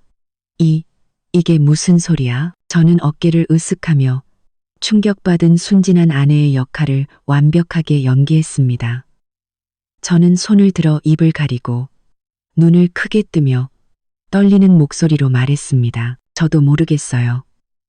이 소리 2107호실에서 나는 것 같아요. 세상에. 김 팀장님. 설마. 저는 일부러 말을 흐려 준영의 상상력이 최악의 시나리오를 그리도록 했습니다. 그리고 그것은 효과가 있었습니다. 이유 없는 질투, 눈앞에서 바람 피운 것에 대한 분노, 그리고 곧 터질 스캔들에 대한 공포가 모든 것을 압도했습니다. 그는 더 이상 아무것도 생각할 수 없었습니다. 피가 머리로 솟구쳤고 눈은 붉게 충혈되었으며 두 손은 주먹으로 굳게 쥐어졌습니다. 문 안에서 들려오는 음란한 소리는 멈추지 않고 점점 더 커지고 노골적으로 변했습니다. 그것은 마치 배신당한 남자의 자존심을 찌르는 수천 개의 바늘 같았습니다. 그는 더 이상 참을 수 없었습니다. 치욕은 분노로 변했습니다. 젠장. 그가 낮고 탁한 목소리로 으르렁거리더니 2107호실 문으로 돌진했습니다. 그는 문을 두드리지 않았습니다. 그럴 필요도 없었습니다. VIP 고객이자 호텔에서 대규모 행사를 주최하는 사람으로서 그는 모든 방을 열 수 있는 마스터키를 가지고 있었습니다. 저는 그가 지갑에서 카드를 떨리는 손으로 꺼내는 것을 보았습니다. 손이 너무 떨려서 전자 잠금 장치의 카드를 몇 번이나 헛긁었습니다. 삑하는 건조한 소리가 울리고 잠금이 해제되었습니다. 분노는 극에 달했습니다. 박준영은 조금의 망설임도 없이 온 힘을 다해 무거운 나무 문을 밀쳤습니다. 문이 활짝 열리며 벽에 세게 부딪혀 쾅하는 요란한 소리를 냈습니다. 그리고 그 순간 안에서 들려오던 모든 음란한 소리가 갑자기 멎었습니다. 저는 뒤에서 숨을 죽였습니다. 최고의 연극. 제가 6개월 내내 기다려온 바로 그 순간이 마침내 다가왔습니다. 지옥의 문이 열렸고 저는 그 안의 광경이 저 배신자 남자의 마음속에 영원히 지워지지 않을 흉터가 될 것임을 알았습니다. 그것은 그의 은밀한 사랑뿐만 아니라 그가 그토록 자랑스러워했던 미래와 명예까지 완전히 끝장낼 사형 선고가 될 것이었습니다. 문이 벽에 부딪히며 낸 쾅하는 요란한 소리는 마치 안에서 들려오던 모든 추잡한 소리를 끝내고 죽음 같은 침묵을 여는 신호탄 같았습니다. 박준영은 문턱에 얼어붙은 채 서 있었습니다. 마치 분노의 한가운데서 얼어버린 조각상처럼. 저는 그의 바로 뒤에 서서 그의 팔과 몸 사이의 틈으로 안의 모든 광경을 똑똑히 볼 수 있었습니다. 제가 상상했던 그 어떤 것보다도 더 노골적이고 잔인한 광경이었습니다. 김아라가 저를 욕보이기 위해 신중하게 선택했던 바로 그 장소. 스위트룸 2107호는 이제 그녀 자신의 몰락의 현장으로 변해 있었습니다. 방 안의 조명은 모두 켜져 있지 않았고 몇 개의 스탠드 조명만이 희미하고 노란 불빛을 비추고 있어 분위기를 더욱 음란하고 병적으로 만들었습니다. 옷가지들이 바닥 곳곳에 어지럽게 널려 있었습니다. 김아라의 에메랄드빛 드레스는 걸레 조각처럼 구겨진 채 구석에 처박혀 있었습니다. 명품 하이힐은 각기 다른 곳에 떨어져 있었고 강태수의 검은 정장 역시 그 옆에 아무렇게나 놓여 있었습니다. 그리고 방 중앙의 거대한 하얀 침대 위는 차마 눈뜨고 볼 수 없을 지경이었습니다. 불과 몇십 분 전까지만 해도 우아하고 도도했던 마케팅 팀장 김아라는 온데간데 없고 대신 광란에 빠진 한 여자가 있었습니다. 공들여 손질한 그녀의 머리는 이제 헝클어졌다므로 이마와 뺨에 달라붙어 있었습니다. 완벽했던 화장은 번져약에 취해 풀린 눈과 부어오른 입술, 붉게 상기된 얼굴을 드러내고 있었습니다. 그녀는 뱀처럼 그 낯선 남자에게 휘감겨 있었습니다. 그 남자, 강태수 역시 비슷한 상태였습니다. 그는 그곳에 누워 있었고 다부진 몸, 땀으로 번들거리는 맨등을 드러내고 있었습니다. 하지만 자세히 보면 한 가지 매우 다른 점이 있었습니다. 김아라가 완전히 통제불능 상태인 반면 강태수의 눈빛은 지극히 냉정했습니다. 문이 활짝 열렸을 때 그가 가장 먼저 반응했습니다. 그는 고개를 들어 우리 쪽을 똑바로 쳐다보았습니다. 그리고 아주 짧은 순간 저는 그의 입꼬리가 거의 알아챌 수 없는 미소를 짓는 것을 보았습니다. 임무를 완벽하게 수행한 자의 미소였습니다. 하지만 그것이 가장 끔찍한 것은 아니었습니다. 박준영을 그 자리에 얼어붙게 만든 것, 분노한 사자 같던 그를 말없는 사람으로 만든 것은 침대 머리맡 작은 테이블 위에 놓여 있었습니다. 그곳에는 휴대폰 하나, 바로 김아라의 휴대폰이 급조된 거치대 위에 반듯하게 놓여 있었습니다. 휴대폰 화면은 여전히 밝았고 가장 중요한 것은 후면 카메라의 플래시가 환하게 켜진 채 침대를 뒤엉킨 두 몸을 똑바로 향하고 있었다는 것입니다. 그것은 촬영 중이었고 모든 것을 기록하고 있었습니다. 김아라의 모든 행동, 모든 몸짓, 가장 치욕적인 모든 순간이 선명하게 기록되고 있었습니다. 무거운 침묵이 공간을 뒤덮었습니다. 시간이 멈춘 것 같았고 저는 제 심장 소리와 박준영의 무겁고 끊어지는 숨소리를 똑똑히 들을 수 있었습니다. 그는 그곳에 미동도 없이 서 있었습니다. 저는 그의 가슴이 격렬하게 오르내리는 것을 똑똑히 보았습니다. 그의 얼굴은 불과 몇 초 만에 복잡한 표정 변화를 겪었습니다. 처음에는 눈앞의 광경을 믿을 수 없다는 듯한 극도의 경악이었습니다. 그 다음은 남자의 자존심이 무참히 짓밟혔을 때의 미친 듯한 분노였습니다. 그리고 마지막으로 그가 모든 진실을 깨달았을 때의 완전한 붕괴였습니다. 이것은 우발적인 바람이 아니었습니다. 이것은 의도적으로 계획된 함정이었습니다. 촬영 중인 저 휴대폰이 바로 빼도 박도 못할 증거였습니다. 그가 그토록 신뢰하고 가족까지 버릴 각오를 했던 여자 김아라가 알고 보니 호텔에서 낯선 남자와 쉽게 잠자리를 갖는 난잡한 여자였던 것입니다. 그리고 그것뿐만이 아니었습니다. 그녀는 그 모든 과정을 스스로 촬영하고 있었습니다. 무엇을 위해서? 기념으로? 아니면 다른 목적으로 사용하기 위해서? 박준영의 머릿속은 지금 분명 엉망진창일 것입니다. 그는 어리석고 매혹되었을지는 몰라도 완전히 바보는 아니었습니다. 그는 모든 일을 다시 연결하기 시작했습니다. 지우만을 위한 특별한 칵테일, 실수로 마신 후 김아라의 이상한 행동, 쉬러 가고 싶다는 제안, 친절하게 나타난 낯선 남자, 그리고 지금 이 2107호실 촬영 중인 휴대폰, 그리고 눈앞의 광경, 모든 것이 갑자기 명확해졌습니다. 김아라가 저를 위해 준비했던 연극은 사실이었던 것입니다. 단지 여주인공이 바뀌었을 뿐. 저는 준영의 두 손이 떨리기 시작하는 것을 보았습니다. 더 이상 분노 때문이 아니라 극도의 공포와 절망 때문이었습니다. 그는 속았고 그가 가장 사랑했던 여자에 의해 바보, 더러운 계획 속의 졸로 만들어졌습니다. 이 붕괴는 바람 피운 것을 들킨 것보다 만 배는 더 고통스러웠습니다. 그것은 신뢰의 붕괴, 자존심의 붕괴, 그가 쌓아올린 모든 환상의 붕괴였습니다. 침대 위에서 강태수는 연기를 충분히 한 듯 했습니다. 그는 김아라를 부드럽게 밀어냈습니다. 김아라는 여전히 몽롱한 상태에서 아쉬운 듯 다시 그를 껴안으려 했습니다. 강태수는 살짝 미간을 찌푸리며 약간의 힘을 주어 그녀를 옆으로 완전히 밀쳐냈습니다. 그는 일어나 앉았고 조금의 당황이나 두려움도 없었습니다. 그는 여유롭게 손을 뻗어 휴대폰을 집어들고 녹화를 중단한 뒤 바지 주머니에 넣었습니다. 그런 다음 그는 여전히 문가에 얼어붙은 채 서 있는 박준영을 돌아보며 말했습니다.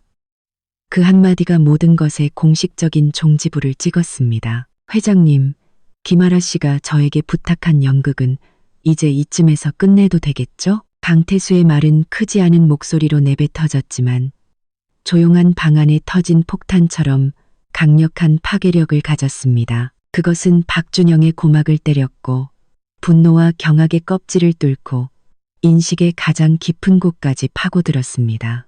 연극, 김아라 씨가 부탁한 연기, 한 단어 한 단어가 깨진 유리 조각처럼 그의 마음을 베며 끔찍한 진실, 배신보다 더 끔찍한 진실을 맞춰나갔습니다. 박준영은 얼어붙었습니다. 그는 진실과 거짓의 문턱에 서서 온몸이 굳어 움직일 수 없었습니다. 그의 얼굴은 짧은 몇 초 동안 극적인 색변화를 겪었습니다. 분노의 붉은 빛에서 공포의 창백함으로, 그리고 마침내 붕괴와 절망의 잿빛으로 가라앉았습니다. 그는 무언가 소리치려는 듯 입을 벌렸지만 잔혹한 진실에 목이 메어 아무 소리도 나오지 않았습니다.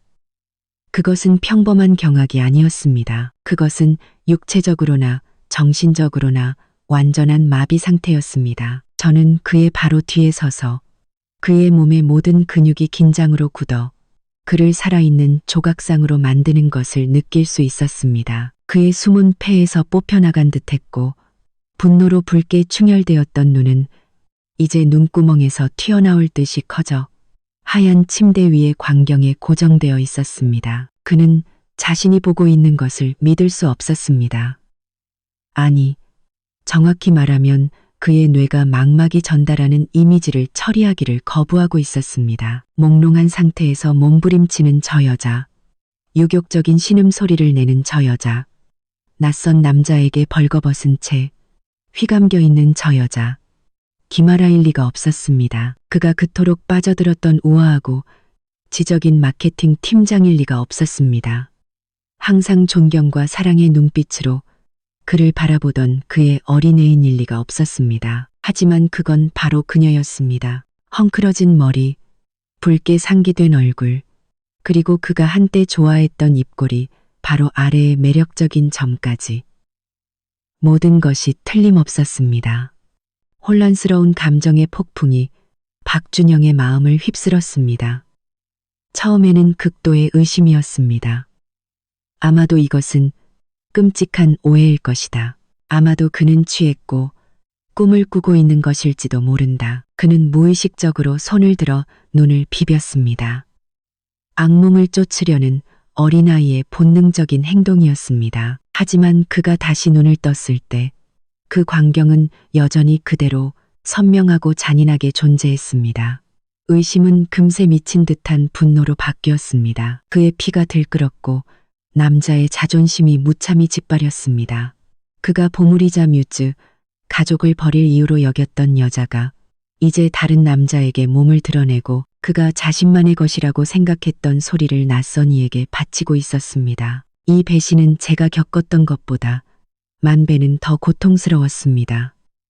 왜냐하면 저는 적어도 제 품위를 지켰기 때문입니다. 하지만 그는 눈앞에서 바람맞은 광대, 바보가 되어버렸습니다. 저는 준영의 두 손이 주먹으로 굳게 쥐어지고 손가락 마디가 하얗게 변하며 관자놀이와 목에 푸른 핏줄이 붉어지는 것을 보았습니다. 그는 달려들고 싶었고 소리치고 싶었고 저 남자를 침대에서 끌어내려 죽도록 패고 싶었습니다. 그는 김아라의 머리채를 잡고 그녀를 일으켜 세워 따지고 싶었지만 그럴 수 없었습니다.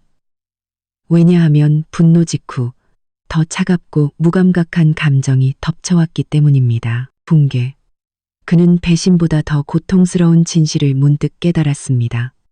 바로 자기 자신의 어리석음이었습니다. 왜 김아라가 다른 남자와 여기에 있을까? 왜 침대를 똑바로 향해 플래시가 켜진 채 반듯하게 놓인 휴대폰이 있을까? 바람 피우는 사람이 누가 저렇게 할까? 만약 이것이 바람이 아니라면, 만약 이것이 꾸며진 함정이라면, 흩어진 조각들이 준영의 머릿속에 떠오르며 무서울 정도로 완벽한 그림으로 자동 연결되기 시작했습니다. 지우만을 위한 특별한 칵테일, 실수로 마신 후 김아라의 이상한 행동, 쉬러 가고 싶다는 제안, 친절하게 나타난 낯선 남자, 그리고 지금 이 2107호실, 촬영 중인 휴대폰, 그리고 눈앞의 광경. 모든 것이 하나의 계획 속에 있었습니다. 그 계획 속에서 피해자는 마땅히 저였어야 했습니다. 김아라와 저 남자는 단지 배우였고 박준영은 현장을 덮치도록 예정된 관객이었습니다. 하지만 왜 역할이 바뀌었을까? 왜 침대에 누워있는 사람이 김아라일까? 그리고 그때 박준영이 배터리가 다 다른 로봇처럼 기계적이고 느리게 고개를 돌렸습니다. 그는 저를 보았습니다. 오늘 밤 처음으로 그는 정말로 저를 보았습니다. 그의 눈빛에는 더 이상 죄책감도 비겁함도 없었습니다. 오직 극도의 공포, 상대방을 처참하게 잘못 평가했다는 것을 깨달았을 때 경악만이 남아 있었습니다. 그는 제 눈 속에 얼음장 같은 평온함을 보았습니다. 그는 제 입가에 피어오르려는 비웃음을 보았습니다. 그는 모든 것을 이해했습니다. 제가 알고 있었습니다. 제가 처음부터 모든 것을 알고 있었습니다. 저는 피해자가 아니었습니다. 제가 바로 이 모든 연극의 배후에서 줄을 당긴 사람이었습니다. 칵테일 잔을 바꿔치기 한 것, 제가 방문 앞에 나타난 것, 모든 것이 제 계산 속에 있었습니다. 박준영의 얼굴이 창백해졌다가 새하얗게, 그리고 마침내 잿빛으로 변했습니다. 그는 더 이상 김아라에게 분노를 느끼지 않았습니다. 그는 더 이상 치욕을 느끼지도 않았습니다. 그는 단지 원초적인 공포, 20년을 함께 살았지만 결코 제대로 이해하지 못했던 한 여자에 대한 공포만을 느꼈습니다. 그는 잠자는 암사자를 깨웠습니다. 그리고 지금 그는 그 분노와 마주하고 있었습니다. 그는 비틀거렸고 주위의 모든 세상이 흔들리고 무너지는 것 같았습니다. 그는 쓰러지지 않기 위해 문틀의 손을 짚었습니다. 그는 무언가 말하고 싶었고 묻고 싶었고 저를 추궁하고 싶었지만 어떤 말도 나오지 않았습니다. 왜냐하면 그가 무슨 말을 하든 이미 너무 늦었다는 것을 알았기 때문입니다. 그는 졌습니다. 자신이 졸이라는 사실조차 몰랐던 체스판에서 졌습니다. 그가 그토록 신뢰했던 여자는 그를 노골적으로 배신했습니다. 그리고 그가 무참히 배신했던 여자는 이제 그의 생사 여탈권을 쥐고 그의 모든 운명을 결정하고 있었습니다. 그는 죽었습니다. 가장 잔혹하고 비참한 진실 속에서 죽었습니다. 박준영은 문틀에 기댄 채 서 있었습니다. 그의 몸은 마치 모든 생명력을 빨아들인 듯 무거웠습니다. 그는 더 이상 소리치지도 분노하지도 않았습니다. 그는 그저 그곳에 서 있는 텅 빈 껍데기였고 텅 빈 눈으로 침대 위에 추잡한 광경을 바라보고 있었습니다. 그곳에서는 그의 어린 애인이 여전히 몽롱한 상태에서 신음하고 있었습니다. 그의 침묵은 어떤 욕설보다도 더 무서웠습니다. 그것은 완전한 패배를 받아들인 자의 침묵이었습니다. 비참한 진실에 맞아 반항할 힘조차 남지 않은 자의 침묵이었습니다. 저는 완벽한 순간이 왔음을 알았습니다. 저는 조용히 다가가 그의 바로등 뒤에 섰습니다. 그의 온몸에 퍼지는 떨림을 느낄 수 있을 만큼 가까이. 저는 침대를 보지 않았습니다. 제 목표는 김아라가 아니었습니다. 그녀는 처음부터 끝까지 졸에 불과했습니다. 제가 정말로 무너뜨리고 싶었던 사람, 고통을 끝까지 맛보게 하고 싶었던 사람은 바로 제 앞에 서 있는 저 남자였습니다. 저는 그의 귀에 바싹 다가가 속삭였습니다. 제 목소리는 더 이상 가짜 떨림이 없었습니다. 그것은 얼음장처럼 차갑고 날카로우며 무서울 정도로 평온해졌습니다. 오직 그만이 들을 수 있을 정도의 음량으로 마치 악마의 속삭임처럼 그 여자가 나를 위해 준비한 연극, 직접 연기하는 게 훨씬 더 실감나네요. 박준영의 온몸이 감전된 듯 움찔했습니다. 그는 확 돌아 저를 보았습니다. 그의 눈은 이제 더 이상 텅 비어 있지 않았습니다. 그것은 공포로 가득 차 있었습니다. 그는 완전히 이해했습니다. 더 이상 조금의 의심도 없었습니다. 저는 그가 말할 기회를 주지 않았습니다. 저는 계속했습니다. 목소리는 여전히 죽음처럼 차가웠습니다. 어때요, 박준영 씨? 이 광경 충분히 인상적인가요? 이 세상 모든 사람, 모든 파트너, 모든 직원, 그리고 우리 가족과 친구들 모두가 이 영상을 함께 감상하기를 원하나요? 저는 강태수의 휴대폰, 가장 강력한 파괴 무기를 보관하고 있는 곳을 턱으로 살짝 가리켰습니다. 제 말은 질문이 아니었습니다. 그것은 위협이었고 판결이었습니다. 박준영은 입을 벌렸다가 다시 꽉 다물었습니다. 그는 절망적이고 비참하게 고개를 저었습니다. 그는 제가 농담하는 것이 아님을 알았습니다. 방금 일어난 일들로 그는 누구보다도 잘 이해했습니다. 저는 충분히 그럴 능력이 있었습니다. 그는 저를 잘못 평가했습니다. 그는 20년의 풍파를 함께 겪은 여자를 얕봤습니다. 그는 치열한 비즈니스 세계에서 살아남고 성공하기 위해 제가 단지 현모양처일 수만은 없다는 것을 잊었습니다. 제게는 강철 같은 두뇌와 심장도 있었습니다. 한편 침대 위에서는 강력한 최음제의 효과가 마침내 약해지기 시작했습니다. 김아라는 점차 의식을 되찾았고 몸속의 뜨거운 열기는 지나가고 지치고 아픈 몸과 무서울 정도로 텅 빈 느낌만이 남았습니다. 그녀는 몽롱하게 눈을 뜨고 주위의 모든 것을 파악하려 애썼습니다. 그녀가 처음 본 것은 문가에 서 있는 박준영과 저였습니다. 그녀의 눈에 공황의 빛이 스쳤습니다. 계획이 뭐였더라? 아, 맞다. 현장 급습. 자신이 현장을 덮치는 사람이었는데 왜 자신이 침대에 누워 있을까? 왜 몸이 벌거벗었을까? 그리고 옆에 앉아있는 저 남자는 누구지? 그녀의 기억이 단편적이고 혼란스럽게 돌아오기 시작했습니다. 푸른 칵테일, 뜨거운 느낌, 통제 불능의 행동들. 그리고 이 남자, 김아라는 용수철처럼 벌떡 일어나 앉았고 얼굴은 핏기 하나 없었습니다. 그녀는 서둘러 얇은 이불을 끌어당겨 몸을 가렸고 눈을 크게 뜨고 우리를 쳐다보았습니다. 그 눈에는 공포와 믿을 수 없다는 표정이 가득했습니다. 준영 씨, 사모님, 그녀가 더듬거렸습니다. 이게 무슨 일이에요? 그녀는 여전히 연기를 하려 했었습니다. 악몽에서 막 깨어난 순진한 피해자 역할을. 하지만 너무 늦었습니다. 연극은 막을 내렸습니다. 저는 그저 침묵하며 그녀에게 무대를 양보했습니다. 이런 상황에서 그녀가 또 어떤 연극을 할 수 있을지 보고 싶었습니다.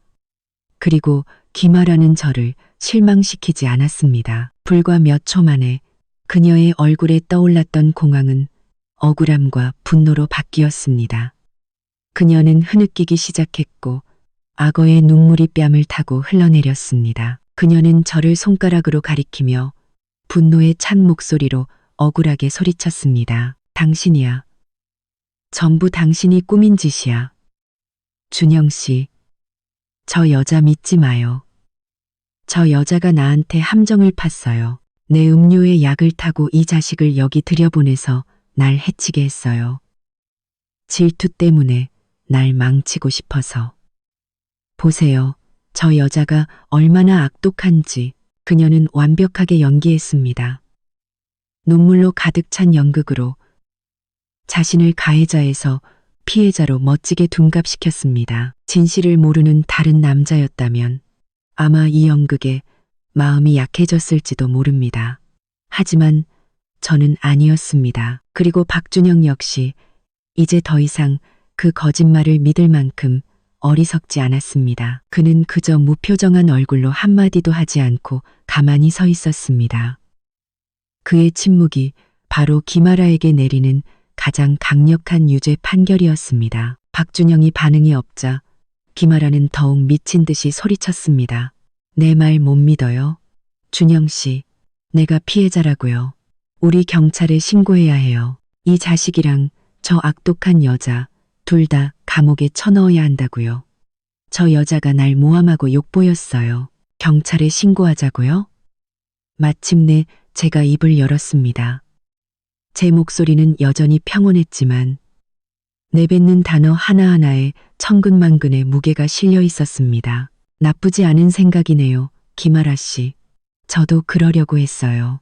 저는 천천히 방 안으로 걸어 들어가 강태수 옆으로 갔습니다. 그가 제 뜻을 알아차리고 즉시 휴대폰을 제게 건넸습니다.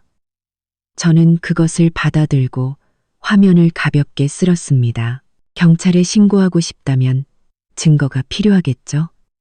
제가 김아라를 똑바로 쳐다보며 말했습니다. 그녀가 피할 기회를 주지 않았습니다. 첫 번째 증거는 아마 이 영상이겠네요. 저는 휴대폰을 들어 올렸습니다. 화면에는 그녀와 강태수의 모든 뜨거운 장면이 처음부터 끝까지 매우 선명하게 녹화된 동영상이 재생되고 있었습니다. 김아라의 얼굴이 새하얗게 질렸습니다. 그녀는 더듬거렸습니다. 너, 서두르지 마요. 제가 그녀의 말을 끊었습니다. 이 영상 하나만으로는 누가 누구에게 함정을 팠는지 증명하기에 부족할지도 모르죠. 하지만 다행히도 제게는 하나 더 있네요. 저는 길게 말하지 않고 재생 버튼을 눌렀습니다. 그리고 다시 한번 김아라와 강태수 사이의 대화 녹음이 방 안에 울려 퍼졌습니다. 이번에는 더욱 선명하고 강력했습니다. 계획은 이래요. 그 늙은 마누라 음료에 최음제를 타는 거예요. 전부 촬영해서 그 여자가 한 푼도 못 받고 이혼하게 만드는 거죠. 녹음이 끝나자 방 전체는 김아라의 가쁜 숨소리만 들리는 절대적인 침묵에 잠겼습니다. 그녀는 치욕의 침대 위에 앉아 입을 벌리고 눈을 동그랗게 뜬 채 온몸이 굳어 있었습니다. 그녀의 모든 말, 모든 연극, 모든 모함이 이 반박할 수 없는 증거 앞에서 모두 무의미해졌습니다. 그녀는 스스로 구덩이를 팠고 그리고 스스로 그곳에 뛰어들었습니다. 저는 그녀를 한때 매우 오만했던 자의 눈 속에서 완전한 붕괴를 보았습니다. 저는 동정심을 느끼지 않았습니다. 오직 차가운 희열만을 느꼈습니다. 그래서 어때요? 제가 여전히 평온한 목소리로 물었습니다. 아직도 경찰에 신고하고 싶어요? 아니면 제가 이 녹음 파일이랑 방금 찍은 뜨거운 영상을 이 사회 전체와 모든 인터넷 언론사에 보내서 우리 유능한 마케팅 팀장이 실제로는 어떤 사람인지 보여주길 원하나요? 김아라는 대답하지 않았습니다. 그녀는 절망 속에서 고개를 저을 수밖에 없었고 눈물과 콧물이 뒤범벅이 되어 매우 비참한 모습을 하고 있었습니다. 게임은 여기서 정말로 끝났고 저는 절대적인 승리자였습니다. 호화로운 스위트룸은 숨막히는 침묵에 잠겼고 오직 김아라의 비참한 흐느낌만이 모든 것이 무너진 가운데 공허하고 의미 없이 울려 퍼지고 있었습니다. 그녀는 침대 위에서 웅크리고 앉아 있었고 얇은 이불은 그녀를 뒤덮은 치욕을 가리지 못했습니다. 녹음 파일은 사형 선고처럼 모든 문과 모든 탈출구를 닫아버렸습니다.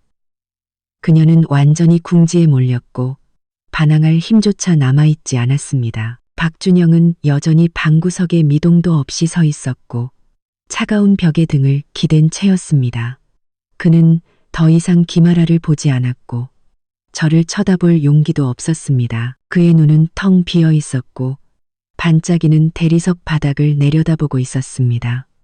마치 이 잔혹한 현실에서 도망치기 위해 숨을 구멍이라도 찾는 것 같았습니다. 그는 모든 것을 잃었습니다.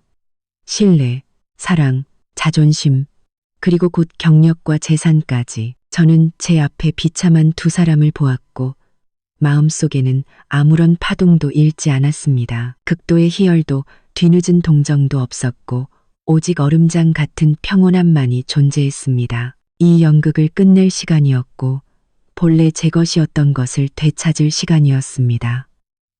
저는 천천히 방구석에 있는 책상으로 걸어갔습니다. 제 명품 핸드백에서 깔끔하게 정리된 서류철 하나를 꺼냈습니다. 저는 여전히 넉나간 사람처럼 서 있는 박준영 앞으로 다가갔습니다. 저는 그의 바로 옆 작은 테이블 위에 서류철을 놓았습니다. 보세요. 제가 말했습니다. 목소리는 여전히 평온했고 아무런 감정도 담겨 있지 않았습니다. 이게 제가 지난 6개월 동안 준비한 모든 거예요. 그가 떨리는 손으로 고개를 들었고 텅 빈 눈으로 서류철을 바라보았습니다. 표지에는 굵은 글씨로 선명하게 인쇄된 이혼 소장이라는 글자가 있었습니다. 그와 함께 다른 여러 서류들, 재산 분할 합의서, 그가 애인을 부양하기 위해 회사에서 빼돌린 불분명한 자금 증명서, 그리고 탐정이 수집한 사진과 메시지 사본까지 첨부되어 있었습니다. 모든 것이 꼼꼼하고 전문적으로 준비되어 어떤 허점도 없었습니다. 박준영은 이혼 소장을 보더니 다시 저를 쳐다보았습니다. 그의 눈에서 아주 오랜만에 저는 애원과 용서를 구하는 빛을 보았습니다. 지우야. 그가 더듬거리며 무언가 말하려 했지만 저는 그에게 기회를 주지 않았습니다. 게임은 끝났어요. 박준영 씨, 제가 망치질처럼 단호한 목소리로 그의 말을 끊었습니다. 이제 당신에게는 단 하나의 길만 남았어요. 여기에 서명하세요. 저는 주머니에서 비싼 만년필을 꺼내 이혼 소장 위에 놓았습니다. 저는 본래 제게 속했던 것을 되찾을 거예요. 우리가 함께 일군 공동 재산의 절반, 이 집, 이 차, 그리고 당신 명의의 그룹 주식 절반까지. 이 합의서 내용대로 모두 제게 다시 이전될 거예요. 저는 제 말 한마디 한마디가 그의 혼란스러운 마음속 깊이 스며들도록 잠시 멈췄습니다. 그리고 저는 더욱 차가운 목소리로 계속했습니다. 아이들은 제가 데려갈 거예요. 아이들이 도덕적으로 부족한 아버지와 함께 자라는 것을 원치 않아요. 양육비는 당신 양심에 따라 주셔도 되고 안 주셔도 돼요. 저는 요구하지 않겠어요. 박준영이 무너져 내렸습니다. 그는 벽을 따라 미끄러지듯 바닥에 주저앉았고 두 손으로 머리를 감싸 쥐었습니다. 윤기 나던 머리는 이제 헝클어져 있었습니다. 그는 울기 시작했습니다. 소리 없는 울음이었고 오직 넓은 어깨만이 심하게 떨리고 있었습니다. 권력 있는 CEO의 모습, 한때 제 세상의 전부였던 남자의 모습이 이제는 절망에 빠진 철없는 아이와 다를 바 없어 보였습니다. 하지만 제 심장은 더 이상 조금의 동요도 없었습니다. 그것은 무감각해졌습니다. 저는 조금의 동정심도 없는 눈빛으로 그를 보았습니다. 당신이 협조하는 대가로 제가 마지막 은혜를 베푸는 듯이 이어서 말했습니다. 오늘 밤 두 사람의 모든 음모와 이 뜨거운 영상은 저는 여전히 그림자처럼 조용히 서 있는 강태수를 힐끗 보았습니다. 어떤 언론에도 절대 나오지 않을 거예요. 당신의 마지막 남은 명예는 제가 지켜주죠. 이게 제가 한때 제 남편이었던 사람에게 베푸는 마지막 자비예요. 저는 몸을 살짝 숙여 그에게 가까이 다가갔습니다. 속삭이는 목소리였지만 심장을 찢기에 충분했습니다. 당신에게 자유를 줄게요. 모든 것을 짓밟을 만큼 갈망했던 그 여자에게 갈 자유를요. 지금 당장 가도 좋아요. 제 말은 은혜인 동시에 극도의 모욕이었습니다. 저는 그를 가두지 않았지만 그의 모든 것, 재산, 지위, 가족, 그리고 자존심까지 빼앗았습니다. 저는 그를 빈손으로 떠나게 했고 오직 진짜 얼굴이 드러난 애인과 암담한 미래만이 남았습니다. 박준영이 눈물 범벅이 된 얼굴을 들었습니다. 그는 저를 보았습니다. 그 시선에는 모든 후회와 절망이 담겨 있었습니다. 그는 이것이 유일한 길임을 알았습니다. 그에게는 다른 선택지가 없었습니다. 지금 저에게 반항하면 그는 말 그대로 모든 것을 잃게 될 것입니다. 그는 떨리는 손으로 테이블을 짚고 일어나려 애썼습니다. 그는 비틀거리며 다가와 펜을 집어들었고 손이 너무 떨려 제대로 잡지 못해 펜이 바닥에 탁 소리를 내며 떨어졌습니다. 그는 다시 몸을 숙여 그것을 주었고 마침내 이온 소장 위에 펜을 놓을 수 있었습니다. 항상 날렵하고 자신감 넘쳤던 그의 필체는 이제 죽어가는 사람이 쓴 것처럼 빗돌빗돌 떨리고 있었습니다. 그는 그곳에 자신의 이름을 서명했습니다. 우리의 20년 결혼 생활에 공식적으로 종지부를 찍는 서명이었습니다. 서명을 마친 그는 펜을 힘없이 놓았습니다. 그는 더 이상 아무 말도 하지 않았습니다.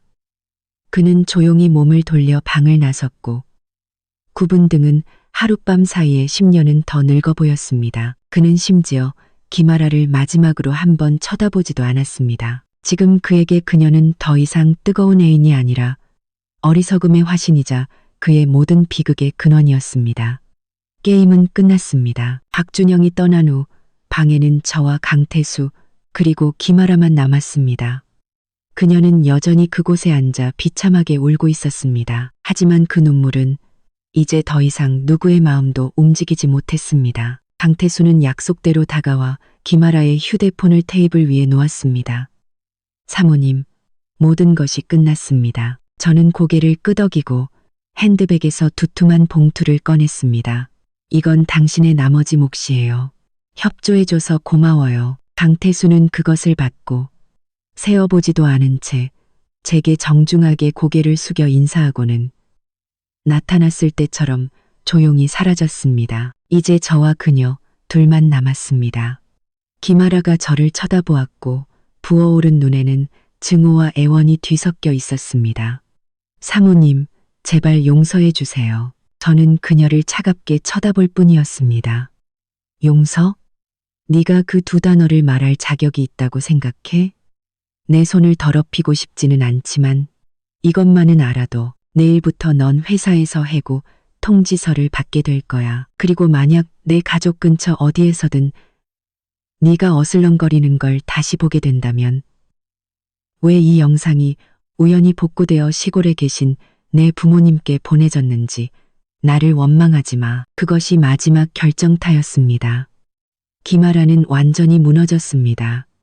그녀는 자신의 경력이 끝났고 미래가 파괴되었으며 아무것도 남지 않았다는 것을 알았습니다. 저는 더 이상 아무 말도 하지 않았습니다. 저는 몸을 돌려 침착하게 2107호실을 나왔고 뒤에는 배신과 더러운 음모의 잿더미를 남겨두었습니다. 저는 제 재산을 지켰을 뿐만 아니라 가장 멋진 방식으로 제 존엄성을 되찾았습니다. 2107호실의 무거운 나무문이 제 등 뒤에서 닫혔지만 그 소리는 분노의 찬 쾅소리가 아니라 부드럽고 단호한 찰칵 소리였습니다. 그 소리는 제게 해방의 소리였습니다. 그것은 마치 마지막 자물쇠가 열리며 제가 지난 6개월 동안 스스로를 가두었던 보이지 않는 감옥에서 저를 풀어주는 소리 같았습니다. 거짓의 감옥, 고통의 감옥, 억압과 피곤한 계산의 감옥에서 이제 모든 것이 끝났습니다. 저는 길고 고요한 복도에 홀로 서서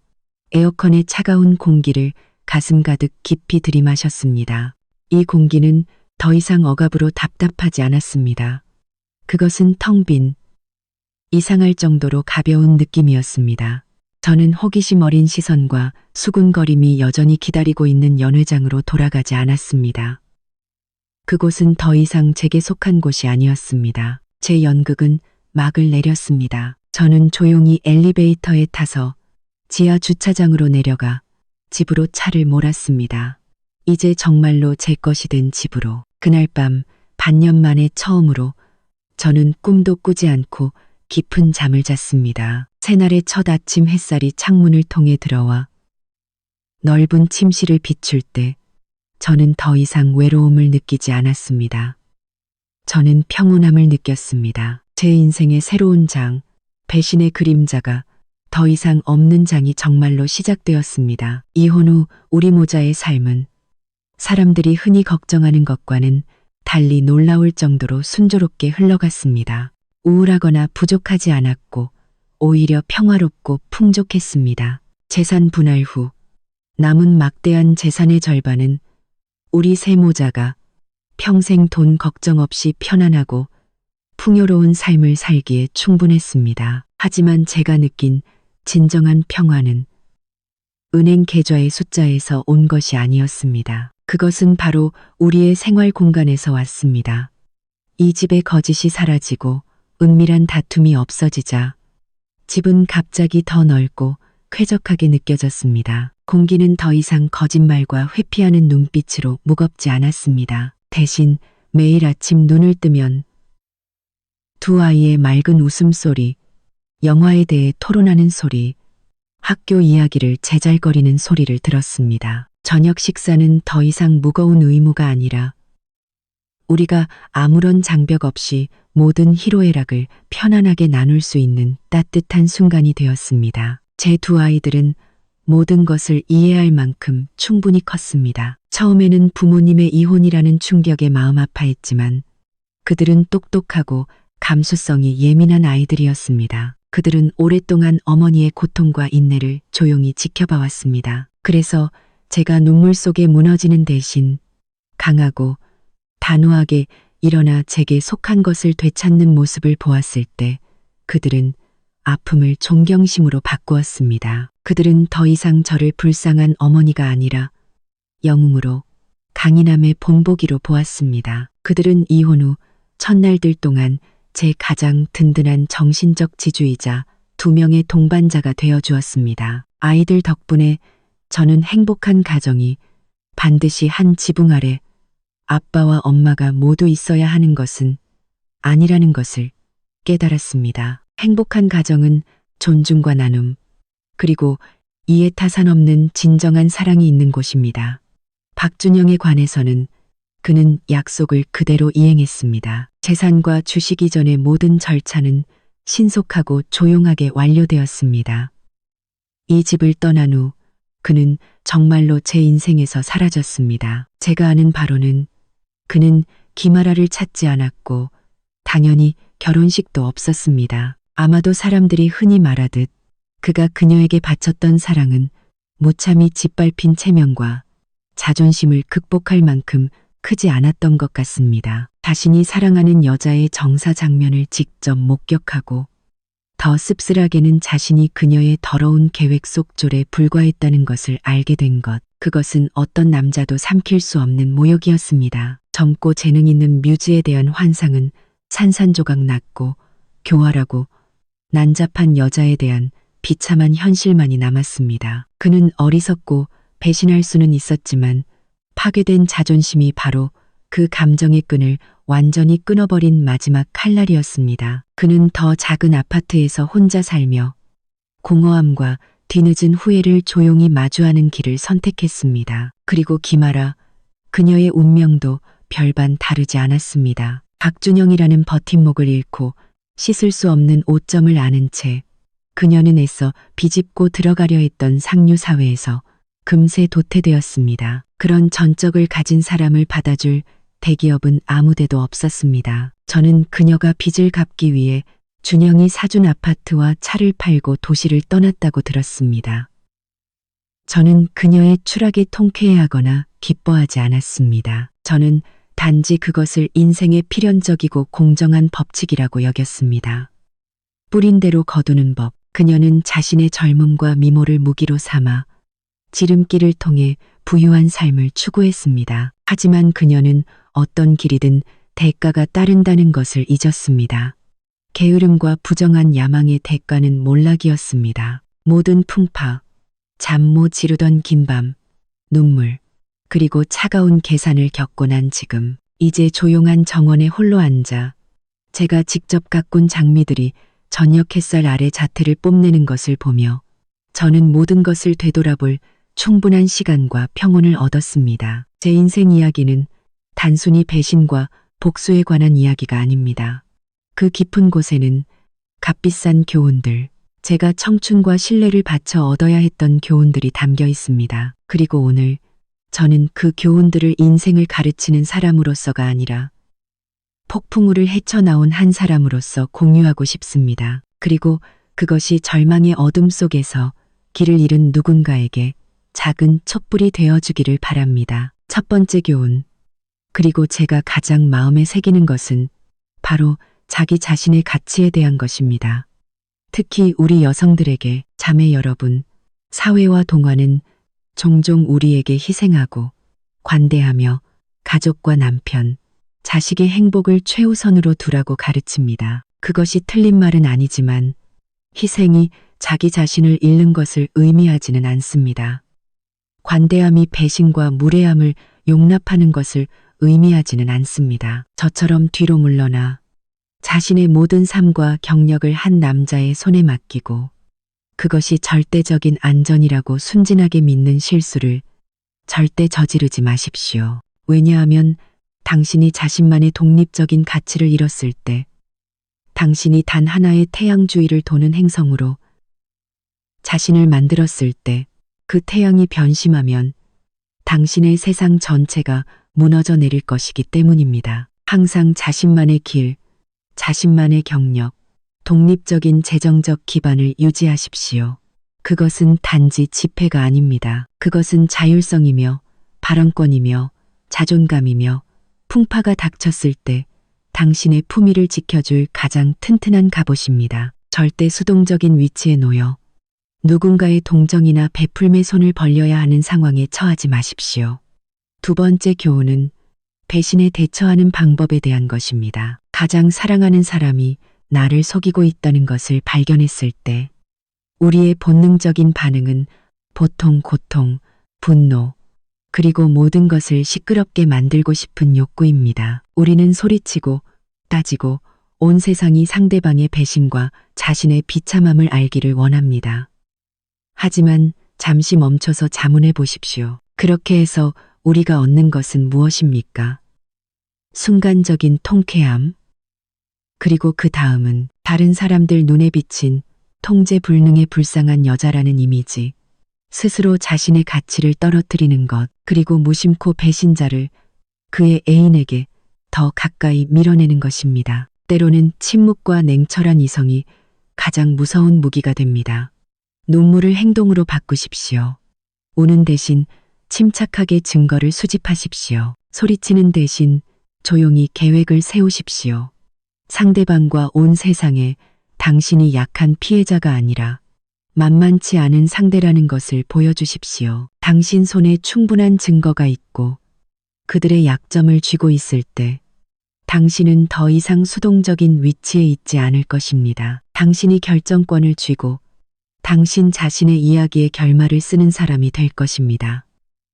공정하고 품위 있는 결말을, 그리고 마지막 교훈, 아마도 실천하기 가장 어려운 교훈일 텐데 그것은 내려놓음과 용서에 대한 것입니다. 제가 이 두 단어를 말할 때 많은 분이 반대할지도 모릅니다. 내 사랑과 희생을 짓밟은 자를 용서하라고? 아닙니다. 여기서의 용서는 나에게 상처를 준 자를 용서하는 것이 아닙니다. 그들은 그럴 자격이 없습니다. 바로 자기 자신을 용서하는 것입니다. 과거의 순진함, 맹목적인 믿음을 용서하십시오. 고통에 잠식당했던 약했던 날들을 용서하십시오. 내려놓는다는 것은 잊는다는 의미가 아니라 그 일이 일어났다는 것을 받아들이는 것입니다. 그리고 더 중요한 것은 그것이 현재와 미래의 당신을 계속해서 상처 입히도록 허락하지 않는 것입니다. 마음속에 증오를 품고 있는 것은 마치 스스로 독배를 마시고 다른 사람이 죽기를 바라는 것과 같습니다. 증오는 오직 당신의 영혼을 갉아먹고 진정한 평화를 찾지 못하게 할 뿐입니다. 인생은 짧습니다. 남은 소중한 세월을 가치 없는 사람 때문에 부정적인 감정에 낭비하지 마십시오. 그 무거운 돌을 과감하게 내려놓고 새로운 미래, 더 가볍고 평온한 새로운 삶을 받아들일 수 있도록 두 팔을 활짝 펴십시오. 제 이야기는 여기까지입니다. 이제 매일 오후 저는 제가 사랑하는 이 정원에서 훌쩍 자란 아이들 곁에 앉아 있습니다. 저는 더 이상 배신당한 아내가 아니고 싸우기 위해 애쓰는 여자도 아닙니다. 저는 그저 서지우, 어머니이자 여성 사업가이며 용감하게 폭풍우를 헤쳐나와 영혼의 진정한 평화를 찾은 사람일 뿐입니다. 저는 계략이 아닌 지혜와 용기로 모든 것을 되찾았습니다. 그리고 제 이야기가 인생의 풍파에 맞서고 있는 누군가에게 작은 힘과 믿음을 더해줄 수 있기를 바랍니다. 항상 기억하십시오.